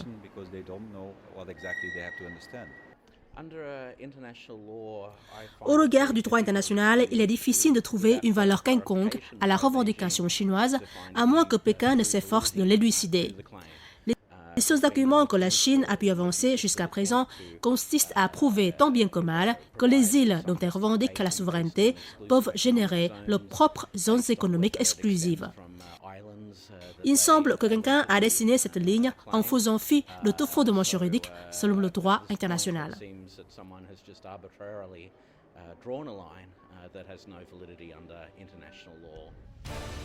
Le journal américain du droit international sorti en janvier 2013 a publié un article de Pierre-Marie Dupuis, professeur en droit public international de l'Université de Paris.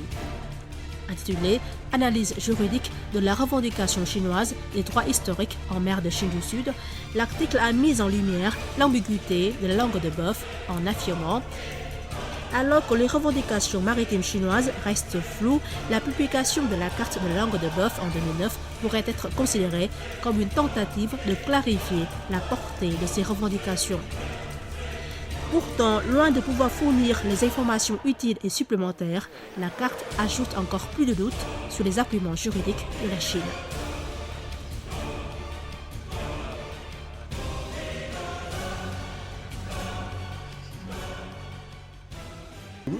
Le gros problème qui est posé par cette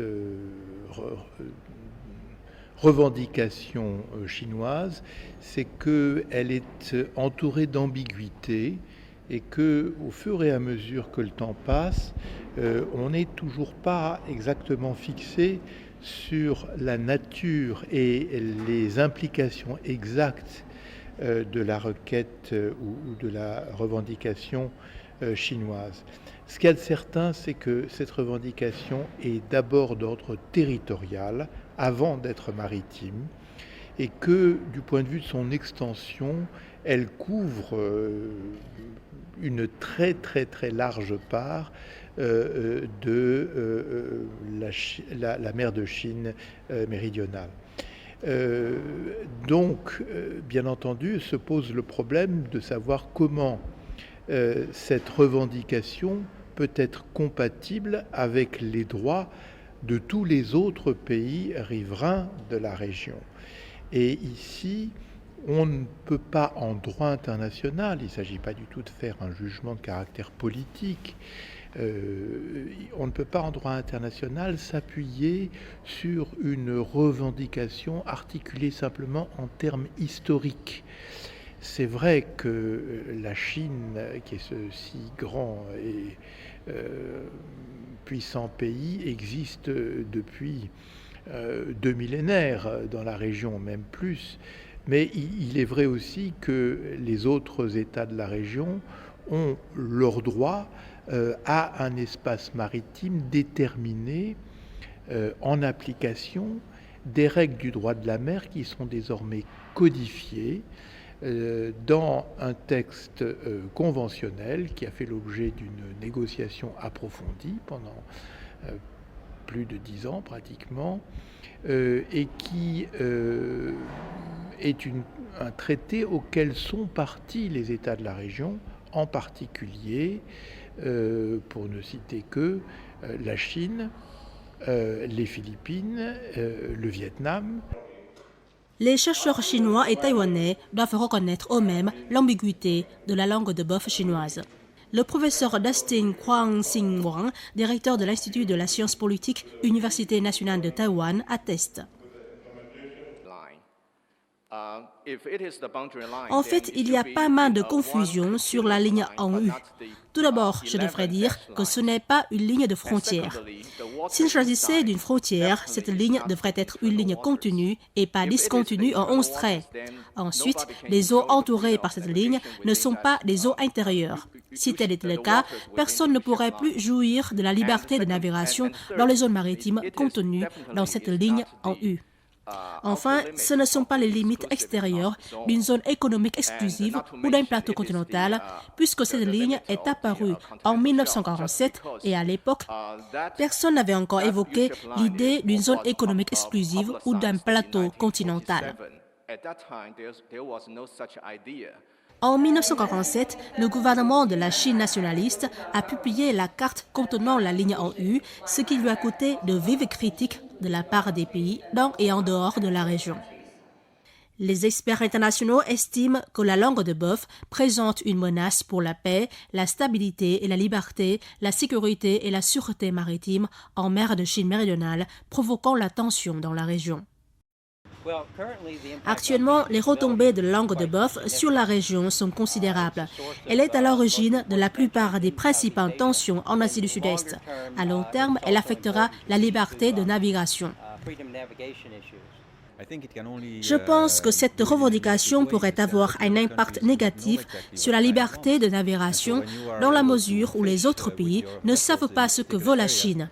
Imaginez que vous êtes en train de pêcher dans une zone quelconque, un bateau chinois de surveillance vient vous empêcher de le faire et vous ne comprenez pas pourquoi.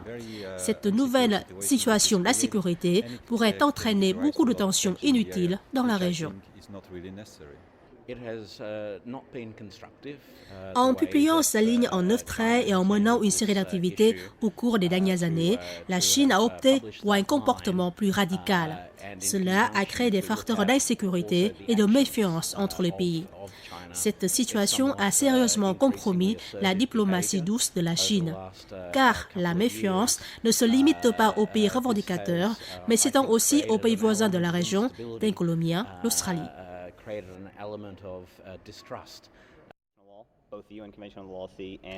Vu l'ambiguïté et le caractère transgressif de la ligne de langue de bœuf à l'égard du droit international, tant conventionnel que coutumier, je la considère comme une menace pour la stabilité pétrolière en Asie. Il est clair que cette revendication présente une menace pour les autres pays revendicateurs en Asie du Sud-Est qui y voient un signe du refus de la Chine à respecter le droit international.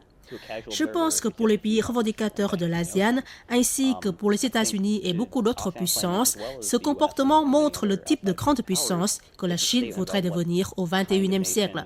Il s'agit d'une grande puissance qui ne pense qu'à ses propres intérêts en ignorant le droit international. Évidemment, ce n'est pas une recette pour la stabilité. Le problème est que pour la plupart des Chinois, tout ce qui se trouve à l'intérieur de la ligne en 9 traits appartient à la Chine. Bien entendu, c'est une position provocatrice pour les autres pays riverains de la mer de Chine du Sud. Malheureusement, cette position ou cette confusion est partagée par les organes publics chinois. C'est pourquoi les navires d'exploration, les forces navales et d'autres unités chinoises s'efforcent d'affirmer le droit de juridiction dans des zones qui se trouvent visiblement dans le plateau continental et la zone économique exclusive du Vietnam, de la Malaisie, du Brunei et des Philippines. Le professeur Carly Thayer de l'Académie des forces de défense d'Australie précise que la carte de la langue de bœuf chinoise n'a pas été dressée suivant les normes cartographiques ordinaires. La terre domine la mer, qui est un principe général du droit de la mer, stipule que la souveraineté sur les territoires et sur les îles génère les droits sur le plateau continental et la zone économique exclusive. Par exemple, le Vietnam peut jouir des droits souverains sur sa zone économique exclusive de 200 000 marins, puisqu'il est un pays côtier. En revanche, on ne sait sur quel territoire, quelle île, la Chine peut se baser pour déterminer sa zone économique exclusive. Tandis que le droit international précise que les îlots inhabités ne disposent ni de zone économique exclusive ni de plateau continental, la Chine revendique de vastes surfaces maritimes à partir d'îlots et de récifs. C'est inacceptable selon le droit international. La façon dont la langue de bœuf a été dessinée est aussi incompatible avec les normes cartographiques internationales.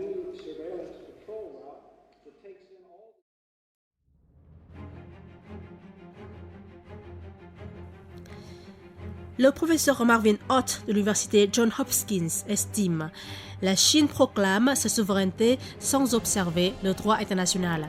Elle ne peut pas présenter les données exactes, les preuves juridiques pour justifier ce qu'elle revendique. Sa revendication n'est pas fondée en droit et elle le sait bien. Via sa langue de bœuf, la Chine revendique presque toute la mer de Chine du Sud.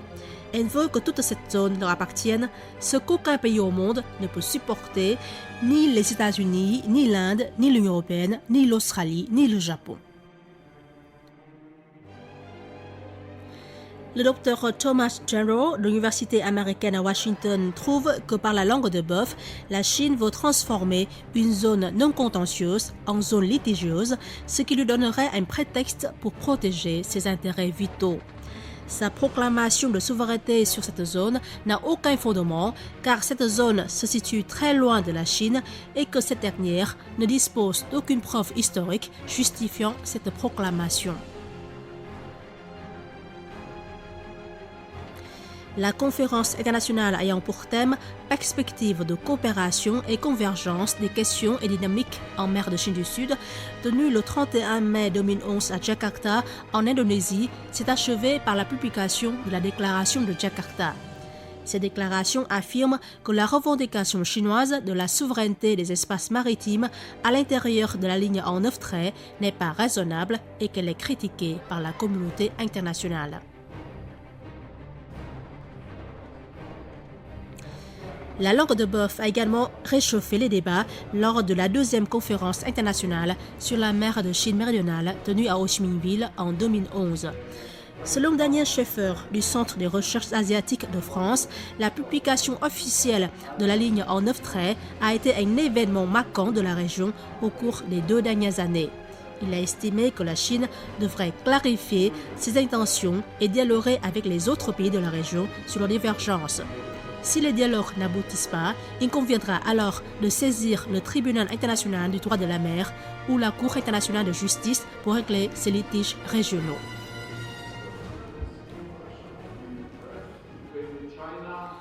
La Chine doit renoncer à l'idée selon laquelle sa langue de bœuf peut représenter une revendication autre que celle sur la souveraineté des îles. Elle devrait le faire car elle a besoin de la stabilité régionale pour maintenir son développement économique et sa stabilité interne.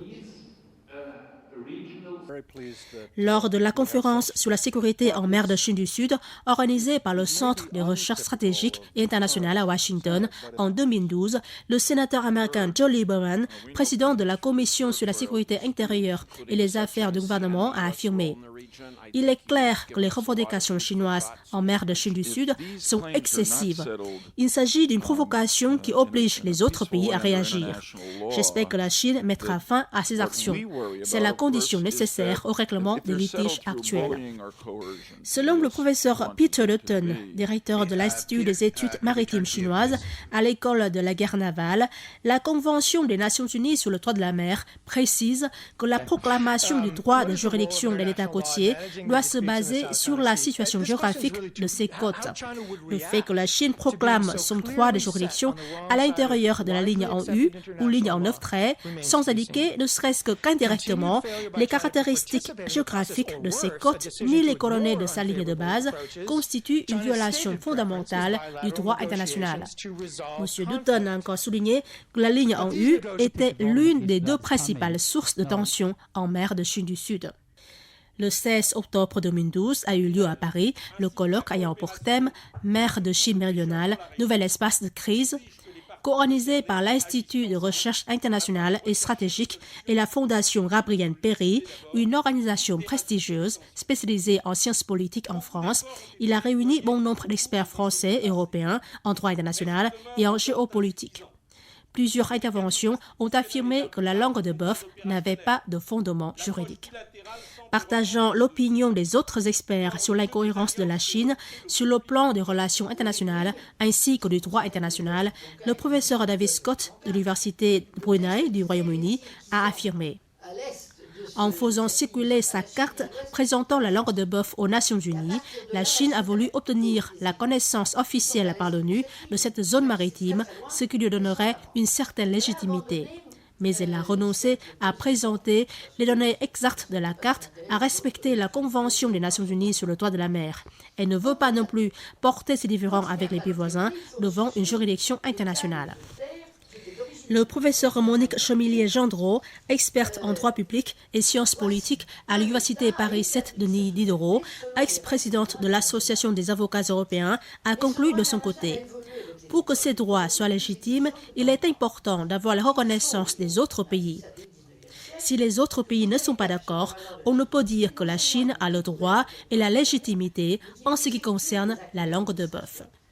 Le 7 mars 2013, le sous-comité de la sécurité et de la défense du Parlement européen a organisé pour la première fois une audience publique sur la mer de Chine du Sud. Y prenant la parole, Teresa Fallon, chercheuse de l'Institut européen pour les études asiatiques, a souligné que la langue de bœuf couvrait une superficie de 80% de la mer de Chine du Sud, rendant complexe la situation géopolitique de la région. Une autre conférence ayant pour thème « Mer de Chine méridionale, centre de la paix et de la sécurité de l'Asie-Pacifique » a été co-organisée du 13 au 15 mars 2013 à New York par le Centre sur l'Asie et la globalisation, l'école de la politique publique Lee Kuan Yew de Singapour et Asia Society des États-Unis. Lors de cette conférence, l'ex-secrétaire d'État adjoint américain Christopher Hill a constaté que la langue de bœuf transformait la mer de Chine méridionale en lac privé chinois. C'est la Chine qui est à l'origine des troubles en mer de Chine du Sud. Les experts internationaux participant à la conférence ont demandé à la Chine d'expliquer ce que signifiait sa langue de bœuf. Toujours lors de cette conférence, un article intitulé « Ligne en 9 traits, histoire, statut et implications de Gao Ziguo, juge au tribunal international du droit de la mer, et Bing Bingjia, professeur en droit de l'université de Tsinghua, Chine, publié dans le journal américain du droit international, volume 107, numéro 1, janvier 2013, a été présenté. Cet article a avancé des arguments chinois concernant la langue de bœuf. Ces arguments sont faibles et irraisonnables, ont estimé plusieurs experts présents à la conférence.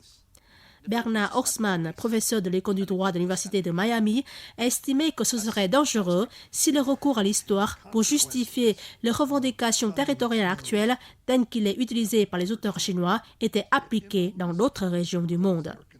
Les arguments de ces auteurs chinois ont également été critiqués par le professeur Pierre-Marie Dupuis de l'Université de Paris lors de la 5e conférence sur la mer de Chine du Sud tenue à Hanoï en novembre 2013. Celui-ci a conclu son intervention en disant que les détails mis en avant dans cet article chinois étaient équivoques et qui rendraient la ligne en 9 traits encore plus incompréhensible. En marge de la conférence internationale ayant pour thème « Souveraineté sur les archipels des Paracels et Spratly, aspects historiques et juridiques » organisée le 7 avril 2013 à Quang Ngai au Vietnam, le professeur Carly Thayer de l'Académie des forces de défense d'Australie estimait: la Chine dit que sa revendication est avancée et maintenue depuis 1947. Ce pays a adhéré à la Convention sur le droit de la mer en 1992, ce qui veut dire que la revendication chinoise est née avant le droit international de la mer, avant la notion de zone économique exclusive. La Chine n'arrête pas d'évoquer le droit international, la Convention sur le droit de la mer, et pourtant, elle ne nous a jamais expliqué sa prétention.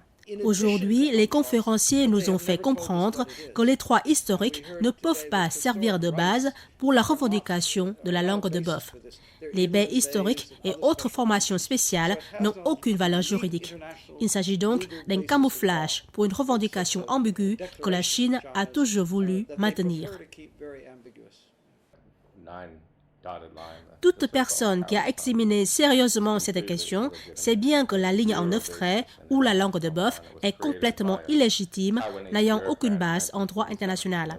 Elle a été créée par un Taïwanais en 1947 et adoptée quelques années plus tard par le gouvernement central, mais elle n'a absolument aucune base juridique. C'est une revendication scandaleuse qui couvre 75 000 carrés. Bien que ce soit un point central dans la politique chinoise à l'égard de la mer de Chine méridionale, elle n'a aucun fondement juridique.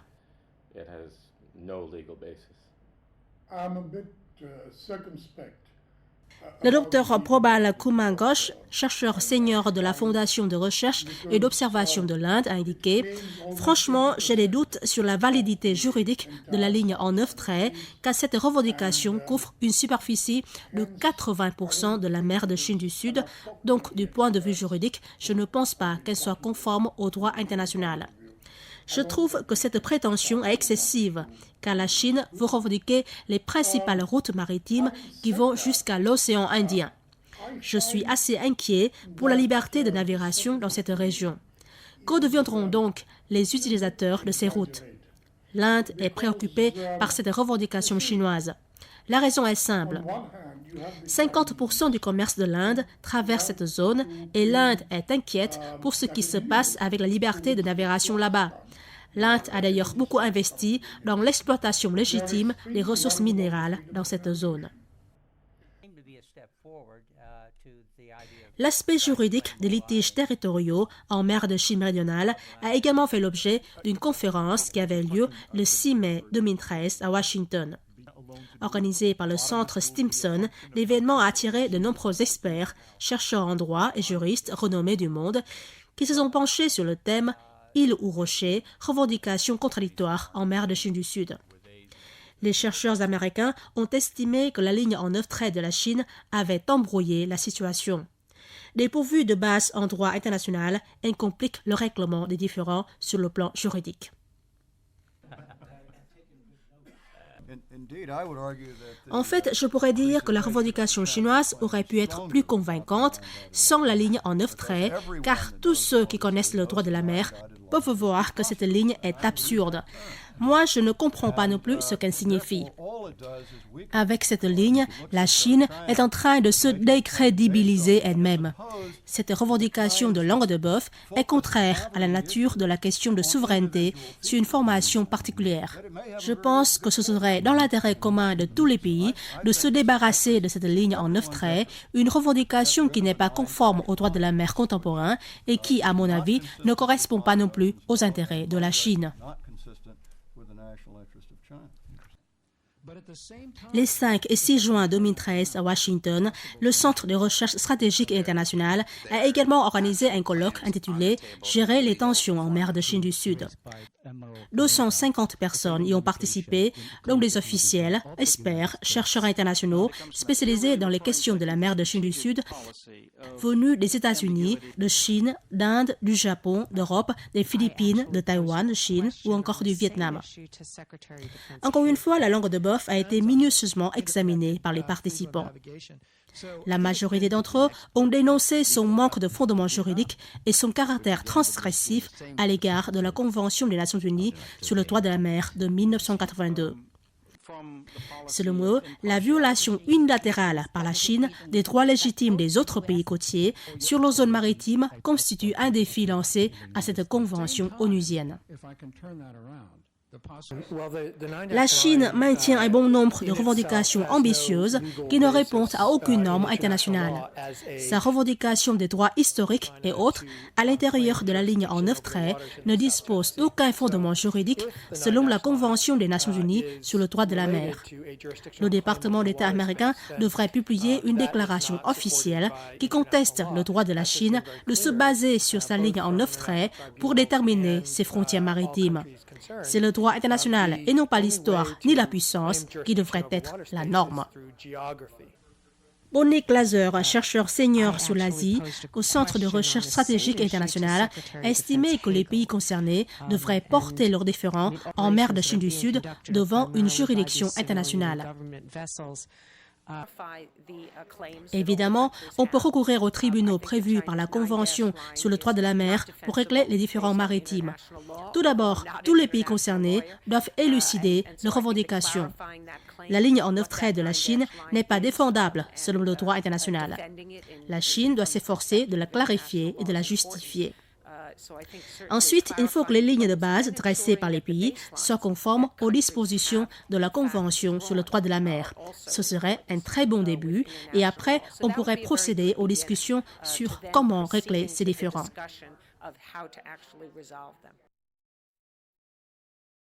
Alors que la Chine multipliait ses actions visant à concrétiser sa ligne de langue de bœuf, les Philippines ont officiellement ouvert une procédure arbitrale contre la République populaire de Chine, conformément à l'annexe 7 de la Convention des Nations Unies sur le droit de la mer de 1982. La position dominante dans la notification des Philippines consiste à dire que les droits des pays côtiers doivent être établis conformément à la Convention des Nations Unies sur le droit de la mer et que ces droits doivent être respectés par les États tiers, en l'occurrence la Chine. La requête des Philippines comprend 13 points, parmi lesquels le point le plus important est de rejeter la revendication de la langue de bœuf. Les Philippines demandent au tribunal de déclarer que cette revendication transgresse la Convention des Nations Unies sur le droit de la mer de 1982 et qu'elle est donc nulle et non avenue. Bien que la Chine renonce à participer au procès, les procédures ont été menées conformément aux dispositions de la Convention des Nations Unies sur le droit de la mer. Le tribunal arbitral est composé de 5 arbitres, présidés par Thomas Messa, ex-président du tribunal international du droit de la mer. Les travaux du tribunal arbitral ont officiellement démarré. Les arbitres nommés pour ce tribunal sont des juristes prestigieux et expérimentés, soit en tant que juges du tribunal international du droit de la mer, soit en qualité d'avocat, ce qui est un gage de qualité pour leur jugement. Le monde entier attend leur décision quant à l'irrationalité de la langue de bœuf en mer de Chine du Sud. Une décision judicieuse et de bonne foi du tribunal arbitral qui est conforme au droit international, à la Convention des Nations Unies sur le droit de la mer, serait la base pour le maintien de la paix, de la stabilité, de la liberté de navigation, de la sécurité et de la sûreté maritime en mer de Chine du Sud, répondant aux attentes de la communauté internationale. Lors de la conférence sur les aspects juridiques des différends en mer de Chine du Sud, organisée le 6 mai 2013 à Washington par le Centre Stimson, le professeur John Norton Moore, directeur des Centres pour le droit de la sécurité nationale et le droit de la mer de la faculté de droit de l'Université de Virginie, a constaté: à mon avis, la ligne en 9 traits ne profite nullement à la Chine, ni sur le plan tactique, ni sur le plan stratégique. En réalité, les Philippines ont porté plainte contre la Chine qu'elle accuse d'avoir violé la Convention des Nations Unies sur le droit de la mer. Ce serait difficile de défier la Chine sur d'autres dossiers, mais franchement, je pense que la ligne en 9 traits n'a aucune base en droit international, encore moins en droit de la mer. Il s'agit d'une revendication injustifiable et défavorable à la Chine. Ce pays est tombé dans une situation d'échec stratégique. À cause de sa revendication, il doit maintenant faire face au tribunal arbitral. Plusieurs experts internationaux ont exprimé leur soutien au recours à des outils juridiques pour régler les différends en mer de Chine du Sud. Les Philippines souhaitent que le tribunal juge si la Chine a respecté ou non la Convention des Nations Unies sur le droit de la mer en dessinant sa ligne en 9 traits et en s'efforçant de s'emparer de certaines autres zones maritimes sur la base des récifs et des rochers. Dans ces circonstances, le tribunal peut travailler sans avoir besoin de la participation de la Chine. Et en principe, la Chine ne peut pas, officiellement ou formellement, l'empêcher. La ligne de langue de bœuf porte atteinte à la zone économique exclusive et aux revendications des autres pays concernés. C'est une revendication trop ambitieuse. J'espère que le tribunal arbitral, saisi par les Philippines, nous précisera ce que la Chine veut revendiquer et ce qu'elle ne peut pas. Je pense que ce procès est décisif dans la mesure où il est le premier effort pour obliger la Chine à décider si elle voudrait ou non respecter le droit international dans ce différend. Certains craignent que si le tribunal met la Chine au pied du mur, celle-ci réagisse en ignorant la décision du tribunal tout en poursuivant ses démarches vers l'océan. À mon avis, le jugement du tribunal pourrait consister tout simplement à exiger de la Chine de clarifier sa revendication liée à la ligne en 9 traits. Et même si la Chine préférerait perdre sa crédibilité plutôt que de se conformer à ce jugement, celui-ci profitera à toute la région. Ce tribunal arbitral est en cours et il pourrait aboutir à des décisions importantes. J'espère que les arbitres sont conscients de leur compétence à résoudre au moins une des demandes de la part des Philippines. Nous pourrons ainsi obtenir une interprétation juridique du statut des rochers, des récifs et des îles en mer de Chine méridionale. Je pense que ce procès est aussi dans l'intérêt de la Chine qui, en fonction de la décision du tribunal, pourrait redéfinir sa ligne en U de telle manière qu'elle soit plus valable en tant que revendication sur les îles et leurs zones maritimes. Je pense qu'il s'agit d'un des plus importants développements concernant les différends en mer de Chine du Sud ces dernières années. Les Philippines ont pris une bonne décision. On ne sait pas encore quel sera le jugement du tribunal. Mais si celui-ci juge que la ligne en 9 traits n'est pas conforme à la Convention des Nations Unies sur le droit de la mer, ce procès aura alors une grande valeur juridique. Les Philippines en sortiront renforcées alors que la Chine subira davantage de pression pour élucider et justifier sa revendication selon le droit international.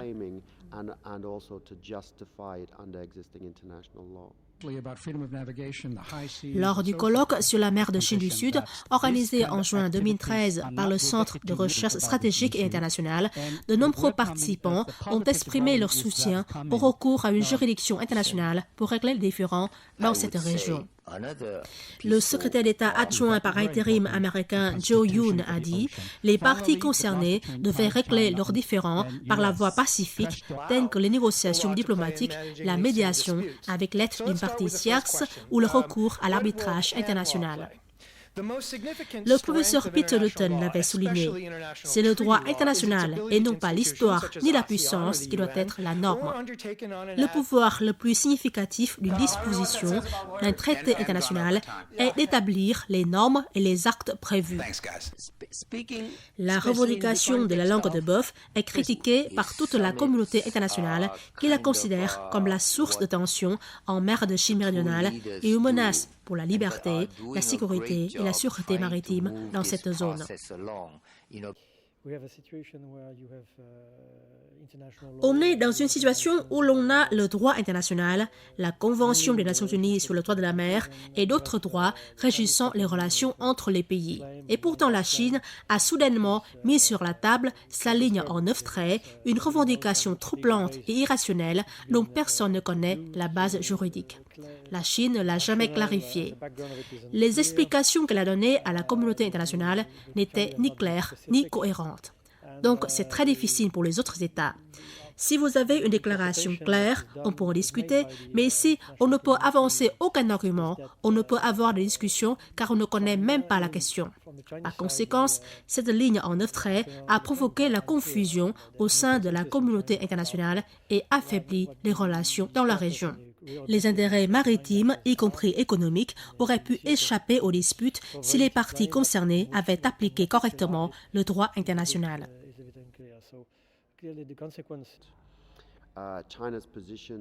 Je suis de plus en plus convaincu que la ligne en 9 traits est le problème essentiel en mer de Chine du Sud. Elle est un obstacle tant pour la résolution des différends que pour le développement commun. La Chine dit que sa souveraineté sur les îles est non négociable et indiscutable, excluant toute négociation. Cela compromet les perspectives de développement commun, car certains pays, tels que les Philippines et le Vietnam, ont estimé que le développement commun ne pourrait avoir lieu que dans les zones contentieuses. Or, on ne pourra pas identifier ces zones tant que la Chine ne clarifiera pas sa revendication. La ligne en 9 traits est donc un obstacle à lever sur le chemin vers la coopération, la gestion des conflits, le règlement des différends de la mer de Chine méridionale.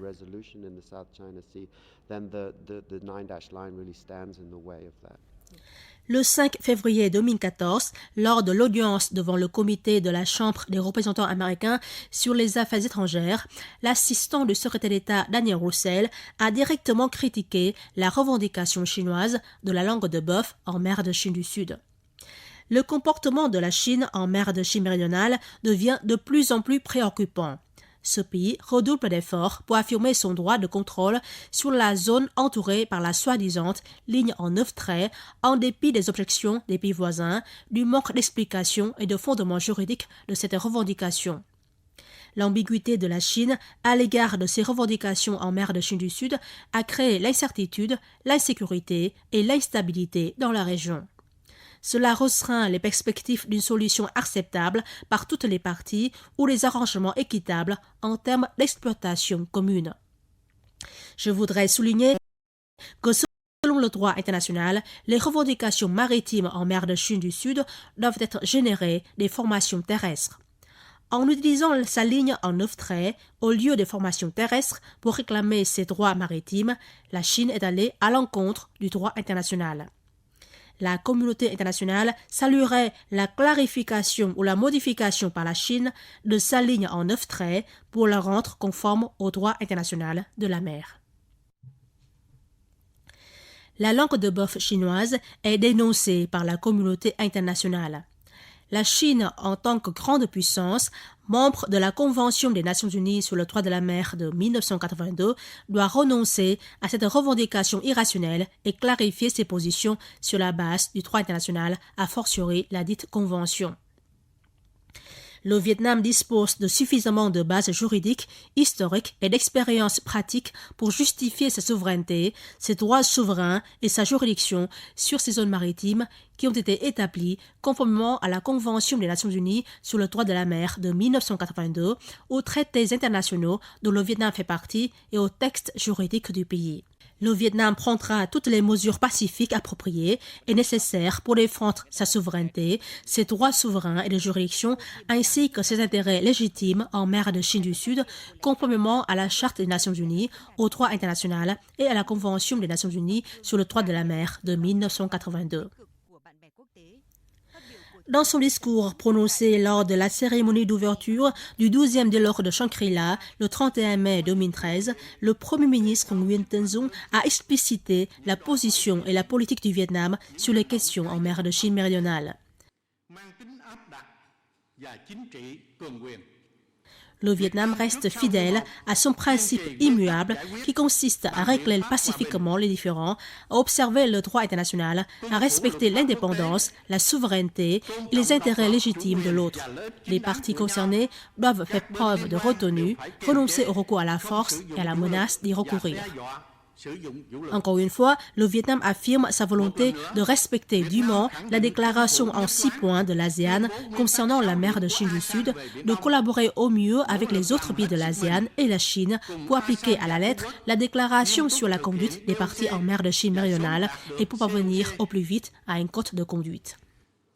Étant un pays côtier, le Vietnam affirme et défend ses droits et intérêts légitimes conformément au droit international, a fortiori la Convention des Nations Unies sur le droit de la mer de 1982.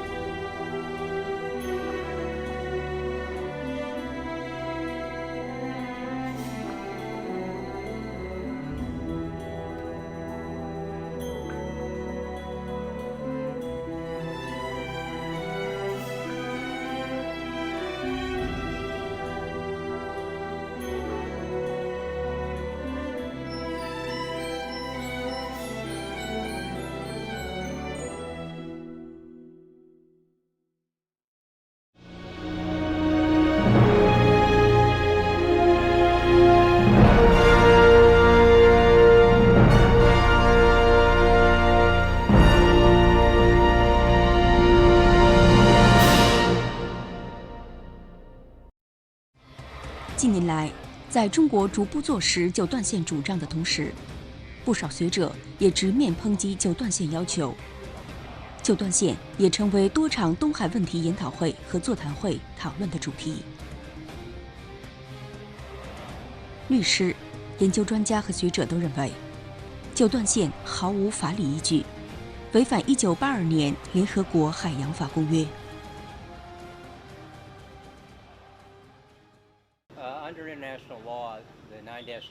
根据国际法，九段线没有任何真正的依据。几乎所有国际法专家和海洋专家都相信，中国无法按照联合国海洋法公约，尤其是沿海国对200海里专属经济区拥有的权利，以任何方式为九段线做辩解。九段线必将对沿海国的权利构成威胁，因为根据联合国海洋法公约，所有国家都有200海里专属经济区，而中国的九段线深深侵入了其几乎所有沿海邻国的专属经济区。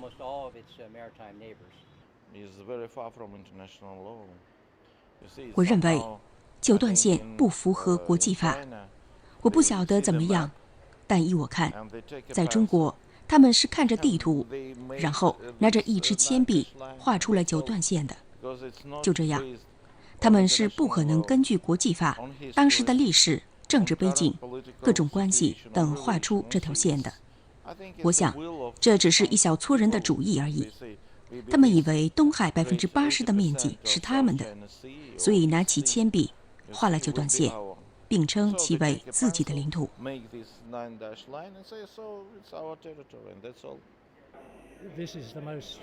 依我看来，引起最大争议的是中国在东海的所求，是对历史性权利或历史性所有权的要求。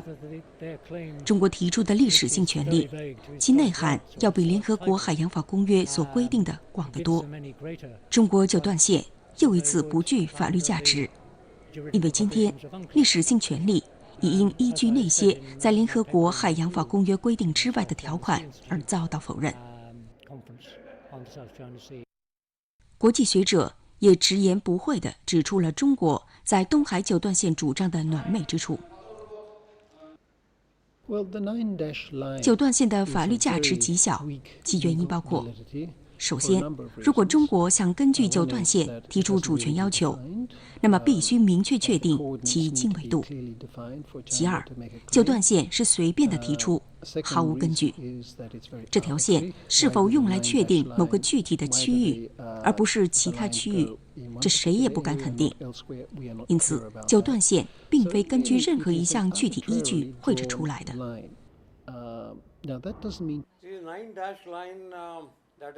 中国提出的九段线，这是中方在一幅地图上绘制并提出的单方面主权要求。这条主张线没有经纬度，且蓄意弄得含糊不清，以服务中方在一定时间内的利益。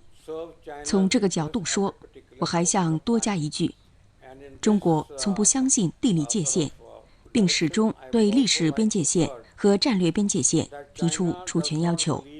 因此，九段线主要具有历史性和战略性，以服务于中国控制整个东海的目的。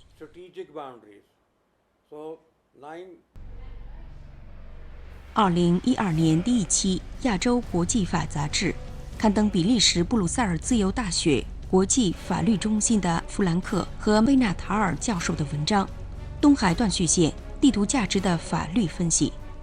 文章深入分析并指出九段线缺乏统一性，没有脉络分明的标注，意图暖昧，尤其是地图绘制技术精确度不高等无理性，并得出结论：从国际法角度，九段线没有坚实的依据。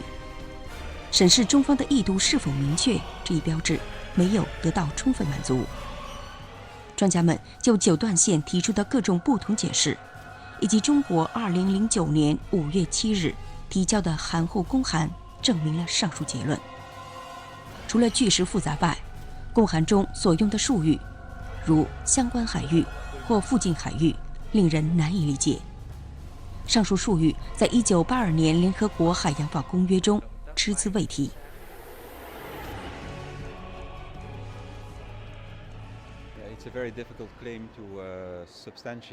很难根据现代国际法证明这项要求，尤其是在没有任何人知道其确切的内涵是什么的情况下。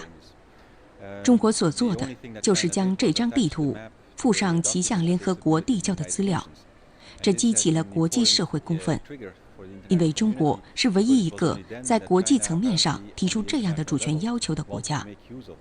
中国澄清其所求的内涵一事具有重要意义，否则将把其他国家置于不知道应该如何理解九段线的困境。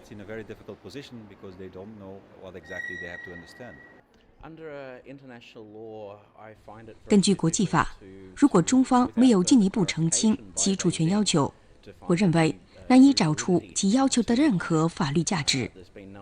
他们仍坚持基于专属经济区，以及是否可以按照其提出的主张，在现有岛屿基础上扩大海域面积，想出一些理由。从这一点看，好像有人绘制出九段线，却无法根据国际法给予其任何一种法律价值。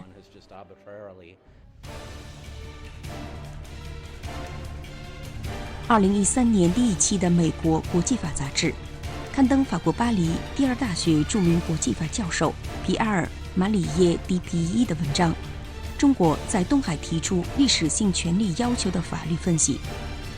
文章列举了多项论据，证明九段线的含糊不清，并认定在中国提出海上主权声索的范围不明确的背景下，该国于2009年公布九段线地图，可视为明确其主权声索范围的企图。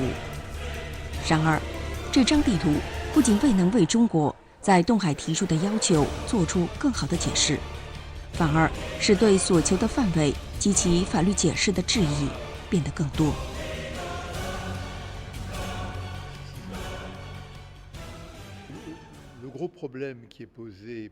中国的这项要求面临了一个很大的问题，即它被一层疑云笼罩。我们越来越无法确定其本质和内涵。可以肯定的是，这项要求首先是领土主权声索，然后才是海上主权声索。范围上，它包括了东海一片广阔的海域。因此，问题是这项要求是否符合其他所有沿海国的权利？在国际法中，我们不能做出政治性裁定，更不能按照一项仅仅围绕历史这个术语提出的要求。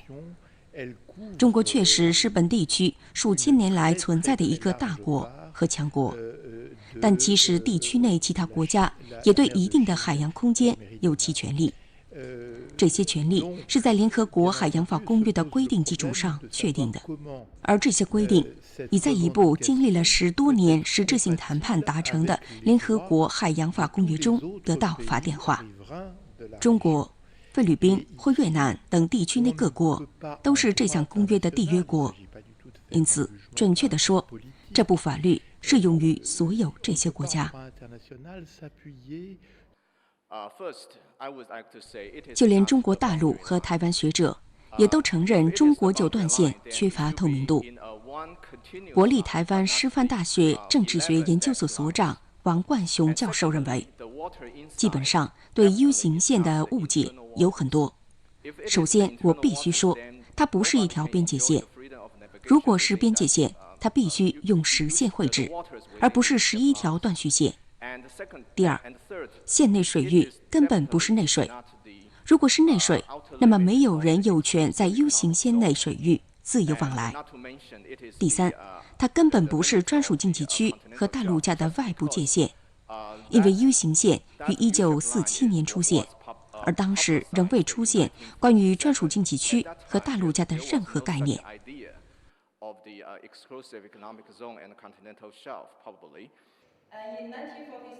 1947年，由中华民国政府公布的九段线地图遭到了地区内外各国的多次反对。国际专家认为，九段线给东海和平稳定和航行自由与安全构成了威胁，这是造成东海紧张局势的原因。目前，九段线对本地区的稳定产生相当大的影响。九段线正是导致东南亚地区几乎所有紧张的根源。从长远来看，它将对自由航行产生影响。我想，这项要求将对各国航行自由与安全造成消极影响，因为各国不知道中国需要的是什么。当你在某个地区捕鱼时，突然中国海监船过来，并要求你停止活动，而你却不明白他们为什么这么做，这会造成航行的不安全，并引发本地区许多不必要的紧张。中国处理该问题的方式，如公布九段线和采取的各种行动，进一步体现了中国近几年来处理问题的态度更为坚决。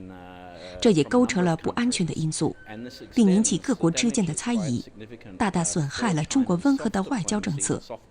因为这种缺乏信任和猜疑，不仅来自声索国，而且还来自本地区各国，其中包括我们的国家澳大利亚。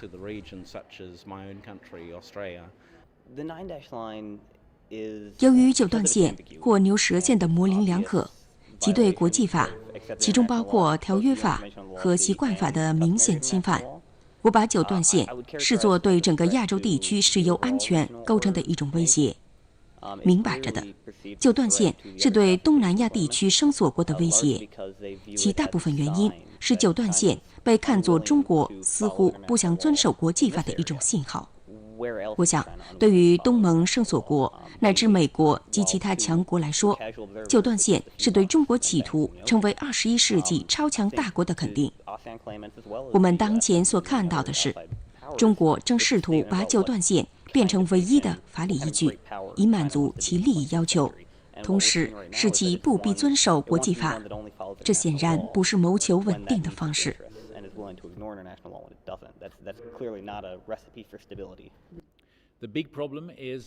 问题在于，几乎所有中国人都以为九段线内的一切都是属于他们的。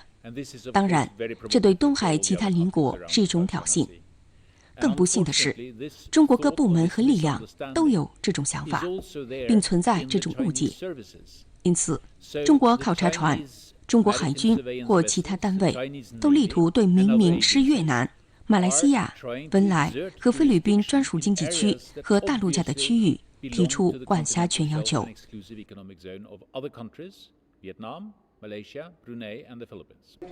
澳大利亚国防学院教授卡莱尔·泰勒指出，中国的九段线地图不符合常规的地图绘制方法。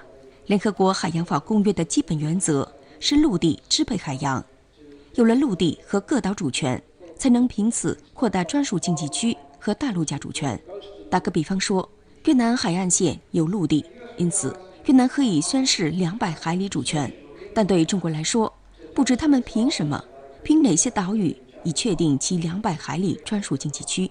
如今国际法规定，小岛不能产生任何影响，更不能凭他们划定专属经济区和大陆架，但中国却凭这些小岛和暗礁对一片广阔的水面提出主权要求，这对国际法来说是无法接受的。九段线的绘制方法不符合国际的地图绘制标准。美国约翰霍普金斯大学的马文奥特教授认为，中国提出主权声索，但不遵守国际法，所以他们无法列举为其主张辩护的具体数据和合法依据，他们的宣称没有依据，且中国完全明了这一点。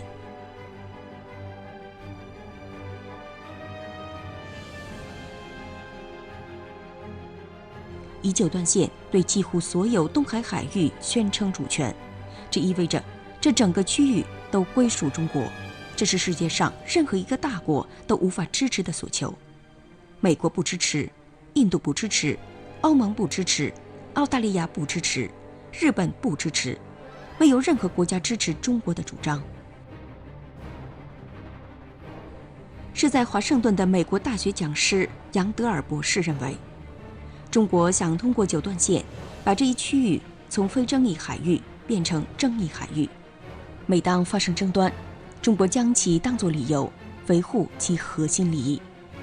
中国在该区域的主权宣示毫无依据，因为它远离中国，也没有历史依据。2011年5月31日，在印度尼西亚雅加达闭幕的东海合作前进、聚焦问题和动力国际研讨会发表了雅加达宣言。宣言强调，中国对九段线地图提出领海主权要求是不合理的，遭到了国际社会的谴责。九段线主题同样于2011年在胡志明市举行的第2次东海问题国际研讨会上热议。来自法国第21亚洲研究中心的达尼尔·沙菲先生认为，中国正式公布九段线是2年来本地区最值得关注的话题。在他看来，中国应公开并澄清自己的意图，与地区内各国就产生的分歧进行对话。若各方为解决冲突举行的对话无果，要考虑将地区争端诉诸国际海洋法法庭或国际法庭。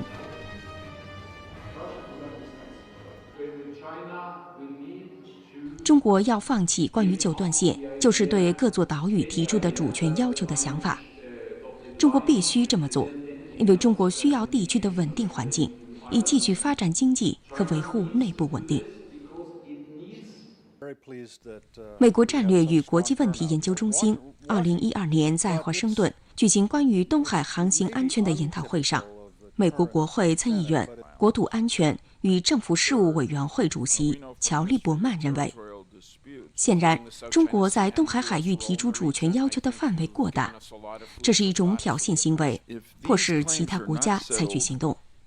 我希望中国立即停止有关活动，不再采取类似行动，只有这样才能解决东海争端。美国海军战争学院战略研究部中国海事研究所教授彼得·达顿认为，1982年联合国海洋法公约明确规定，一国对资源宣示管辖权，要基于海岸线的地理因素。中国宣示对 U 型线或九段线的管辖权，就连间接提及海岸线或基线的地理特征也没有，这从根本上违反了国际法。达顿强调 ，U 型线是引发东海紧张局势的2个源头之一。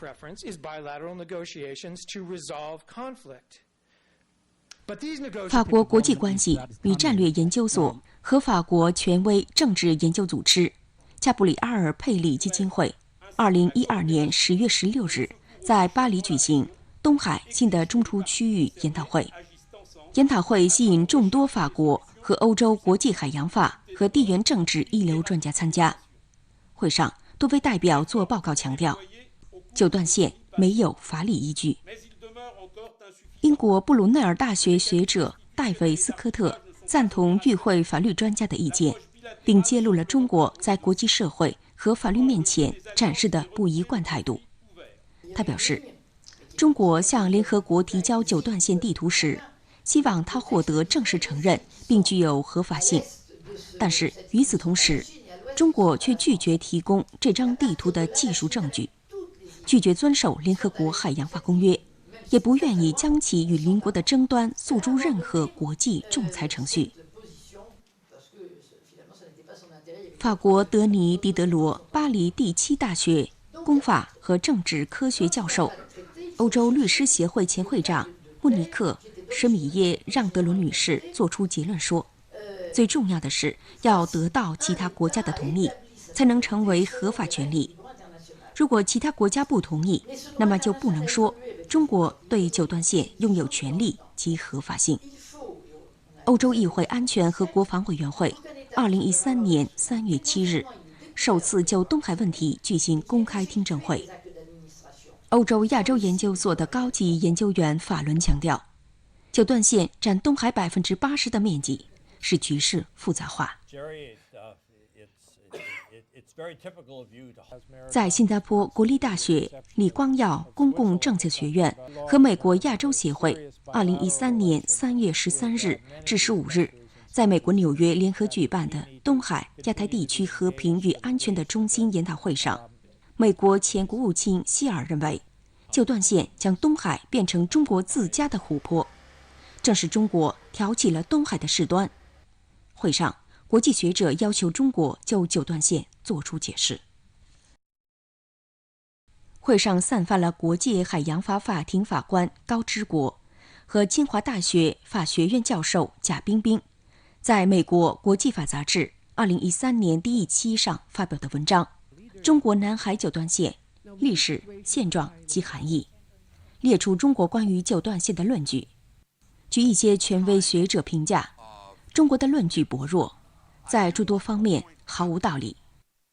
美国迈阿密大学法学院教授奥斯曼认为，如果世界上其他地方也采用中国一些学者那种用历史解释的方法，那将是危险的。在2013年11月河内举行的第5次东海问题研讨会上，法国巴黎第2大学著名国际法教授迪皮伊作报告，反驳高之国和贾冰冰文章的内容，并作出结论。高贾两人文章中的细节显得含糊，甚至让人对九段线感到更为难以理解。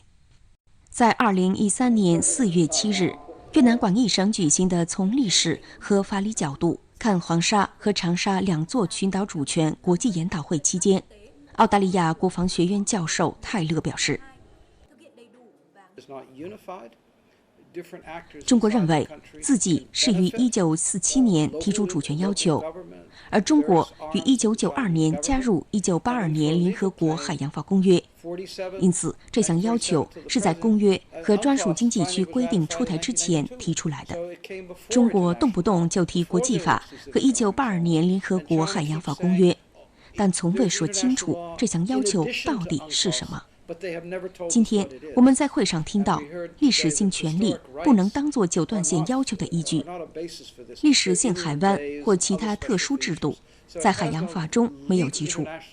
这只不过是一种为中国所追求的暖美主张做掩盖的诡辩而已。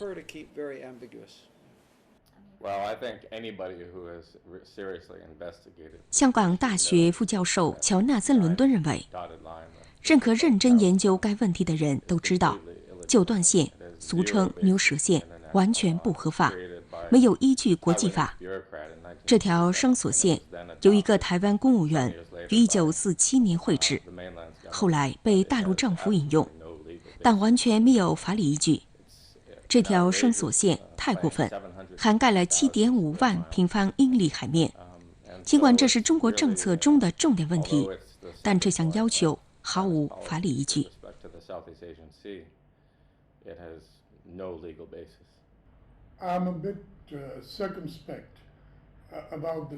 印度观察研究基金高级研究员库尔玛表示，说实话，我对九段线的法律价值有些怀疑，因为它涵盖东海80%的面积。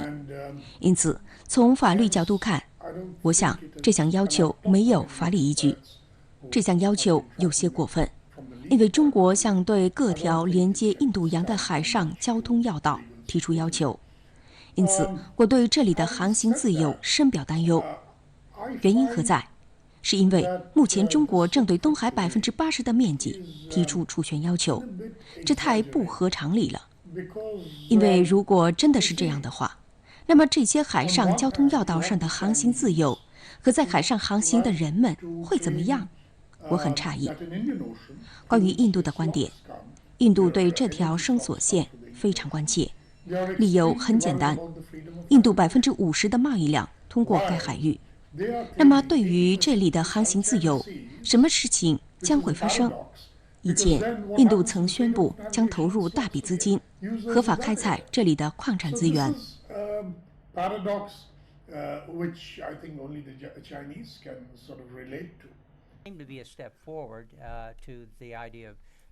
一场关于东海主权争端的法律地位问题研讨会，2013年5月6日在美国首都华盛顿举行。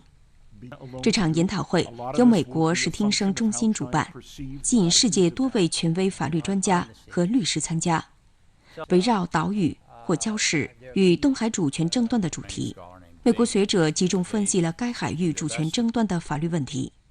学者们认为，从法律层面上，中国九段线是解决争端中最复杂的因素，因为它没有根据任何一部国际法。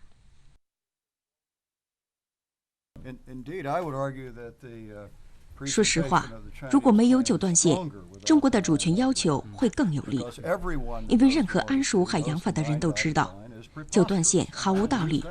我也不理解这一术语，因此中国正采取的行动正削弱其主权要求。比如，中国基于九段线提出的要求，违背了基于特殊构造提出主权绳索的原则，这是一个典型的例子。我认为，取消九段线一向不符合现代海洋法，且以我的观点是与中国国家利益不协调的所求，是所有各国的共同利益。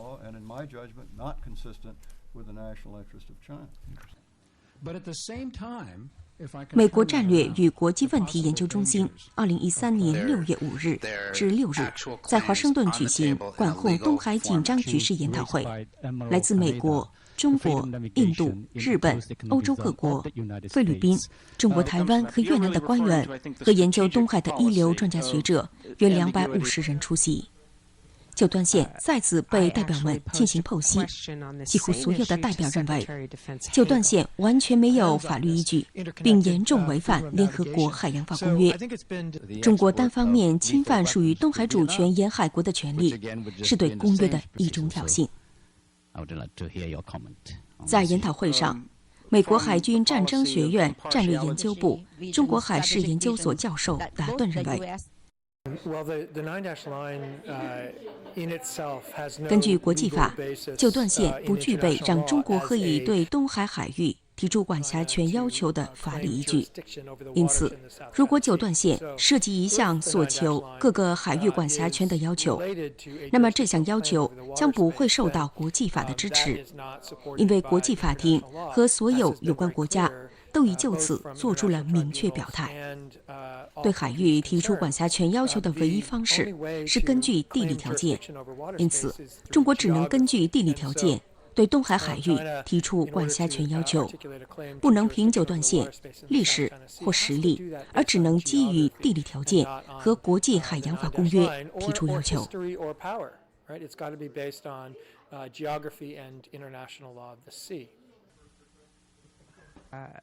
美国战略与国际问题研究中心亚洲事务资深研究员葛莱仪认为，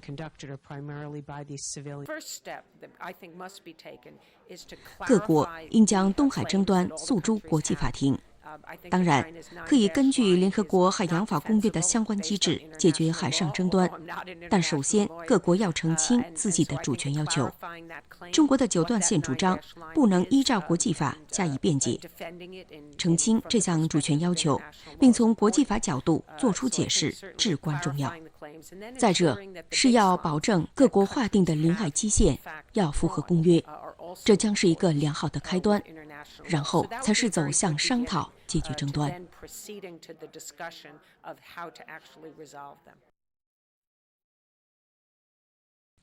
在此背景下，中国紧锣密鼓地开展各项活动，坐实九段线主张。2013年1月22日，菲律宾根据1982年联合国海洋法公约第15部分第2节和附录7，正式将中国告上仲裁法院。菲律宾诉状的总体观点是沿海国权利的确定要符合公约规定，且上述权利必须受到他国尊重，具体是中国。菲律宾的诉状包括13项具体要求，其中最重要的是拒绝九段线这项无理所求。菲律宾要求法庭裁定九段线主张违反1982年联合国海洋法公约，因此是无效的。尽管中国反对并拒绝菲律宾的诉讼要求，但该案仍按公约有关程序进行。菲律宾诉讼案仲裁法庭已获成立，由5名仲裁员组成，原国际海洋法法庭庭长加纳籍法官托马斯·门萨担任庭长。仲裁庭已正式开始运作。被任命的仲裁员都是颇具声誉、经验丰富的律师，他们都曾担任国际海洋法法庭法官或多年从事律师工作，因此法庭的裁定可信度较高。全世界正等待法庭就东海九段线的无理性作出公正裁决。仲裁法庭基于国际法和联合国海洋法公约作出的公正明智的裁决，将成为维护东海和平稳定、保障海上航行自由与安全的依据，满足整个国际社会的期待。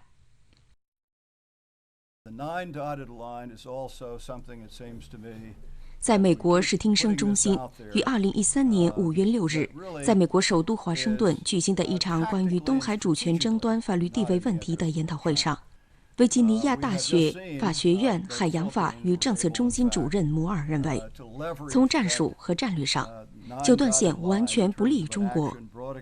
实际上，菲律宾已根据公约起诉中国，并以此挑战九段线。能不能挑战其他问题还很难说，但说实话，根据国际法或海洋法公约，九段线没有任何依据。这项要求无法解释，也无助于中国。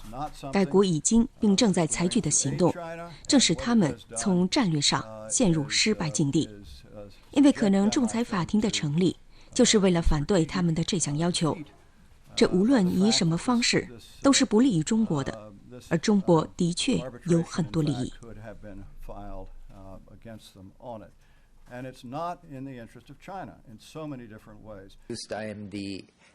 多位国际专家公开支持以法律工具解决东海争端。菲律宾说，想看法庭审理中国九段线及其依据礁石和珊瑚礁正力图强占的其他海域是否符合联合国海洋法公约。这是法庭可在没有中国参与的情况下开展工作的案例。理论上，无论如何，中国也无法，至少是不公开或正式阻挠这一进程。at least not officially, formally can stop it. 九段线侵犯了其他声索国的专属经济区和大陆架，真是太妄想了。我希望受理菲律宾诉讼案的仲裁法庭将审理这项要求，并作出裁决，说清楚哪些是中国合意所求的，哪些是不合意的。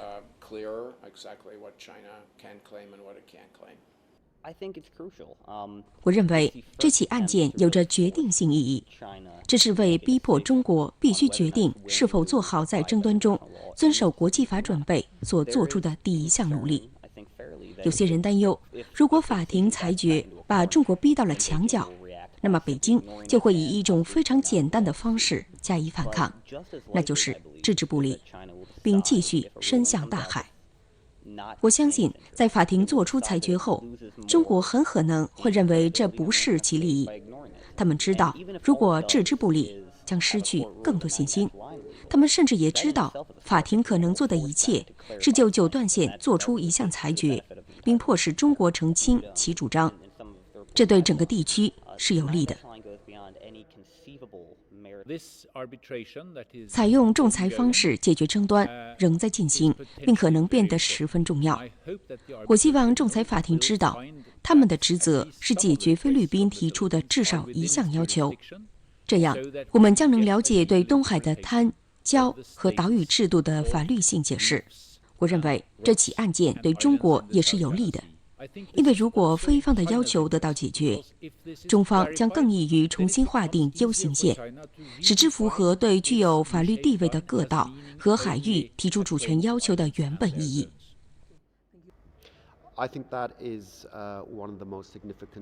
我认为这是近年来解决东海争端迈出的最重要一步。我想，菲律宾这样做是对的。目前我们尚未知道法庭的裁决，但如果法庭裁定九段线不符合1982年联合国海洋法公约，那么这起案件将具有重要的法律价值，菲方的胜算会更大，中方所承受的压力也将更大，同时能迫使中国必须澄清其要求，并按照国际法作出解释。And I think then there will be a lot more pressure on China. About freedom of navigation, the high seas, and so forth. 美国战略与国际问题研究中心2013年6月在美国举行的东海问题研讨会上，多位代表大力支持将东海争端诉诸国际裁决。美国代理助理国务卿尹汝尚说，有关各方应该以在第三方斡旋下或诉诸国际仲裁、外交谈判等和平方式解决争端。达顿教授强调，不是倚仗历史、倚仗权力，而是要以国际法来决定东海上的各项问题。一部法律、一项国际条约最强大的力量是制定人们所期待的行为准则。九段线主张遭到了整个国际社会的批评，并被视为引发东海局势紧张复杂的原因，威胁东海的航行自由与安全。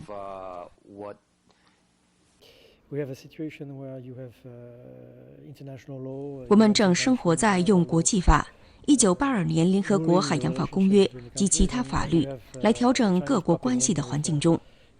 然而，中国却突然提出九段线主张，这形成了多种干扰，因为谁也不知道其法律依据何在。这项要求的依据和来历一点儿都不明确，中方也从未就此做出具体解释。国际社会从中国那里得到的解释也不清楚，各方更是无法就九段线的目的达成共识。九段线可能是一项主权要求，但其依据是什么却不得而知，这给其他国家造成了困难。如果能有一项明确的声明，那么我们可以就它展开辩论和讨论。但我们做不到这些，因为我们连问题都不知道从何提起。最显而易见的后果是，中国的九段线正给国际社会添乱，弱化本地区各国之间的关系。只要各国遵守并准确应用国际法，其航海利益甚至经济利益是不会受到影响的。Here you have no ground to discuss because you don't know what the questions are and what the objectives are. So. 我越来越相信，九段线是东海问题的关键所在。我这么说，是因为我认为，九段线是寻找争端解决措施及合作共同发展道路上的障碍物。中方的观点是，这些岛屿的主权不容谈判，用他们的说法是无可争辩。这意味着，这是岛屿主权争端不可逾越的障碍。我也认为，九段线阻碍合作共同发展前进，因为菲律宾、越南等国曾说过，只能在真正存在争议的地区进行合作共同发展。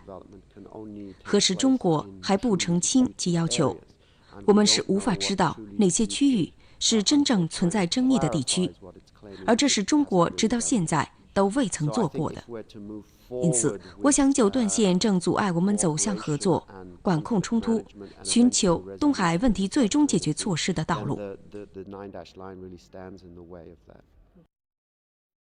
2014年2月5日，美国助理国务卿拉塞尔在美国国会众议院外交事务委员会举行的听证会上发言时，首次直面抨击中国在东海的九段线主张。有关的东海行为准则模式日益产生担忧，凸显中方日趋致力于强化其所谓九段线海域内的管辖权，无视邻国的反对，无视这个主权声索的范围缺乏根据国际法的明确解释或基础。中国在东海的主权诉求不够明确，造成本地区不确定性、不安定和不稳定的因素，这样就限制了达成有关各方都能接受的解决办法的可能性，或主权声索各国之间达成公平的共同开发。我想强调一个观点，就是按照国际法的规定，在东海的主权主张必须从地貌的构造出发。中国未根据地貌构造，以九段线提出海上主权主张，违背了国际法。如果中国能够澄清或调整其九段线，使之符合国际海洋法，就受到国际社会的欢迎。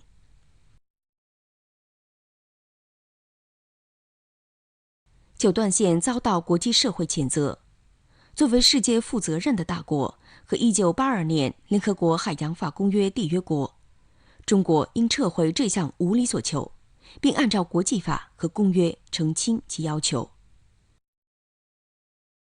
越南有充分的法理、历史和实际管控依据，证明自己根据越南作为缔约国的联合国海洋法公约、各项国际条约和国内法律文本，对本国海域拥有的主权、主权权利和管辖权。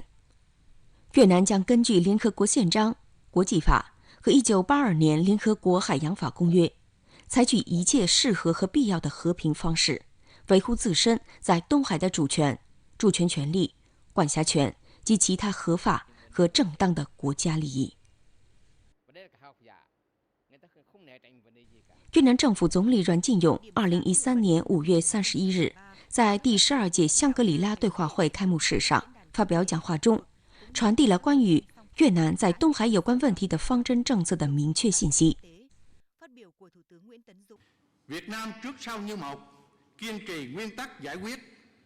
越南一如既往坚持以和平方式解决问题，遵守国际法，互相尊重各自独立、主权和正当利益的原则。有关各方都要保持克制，不使用武力或以武力相威胁。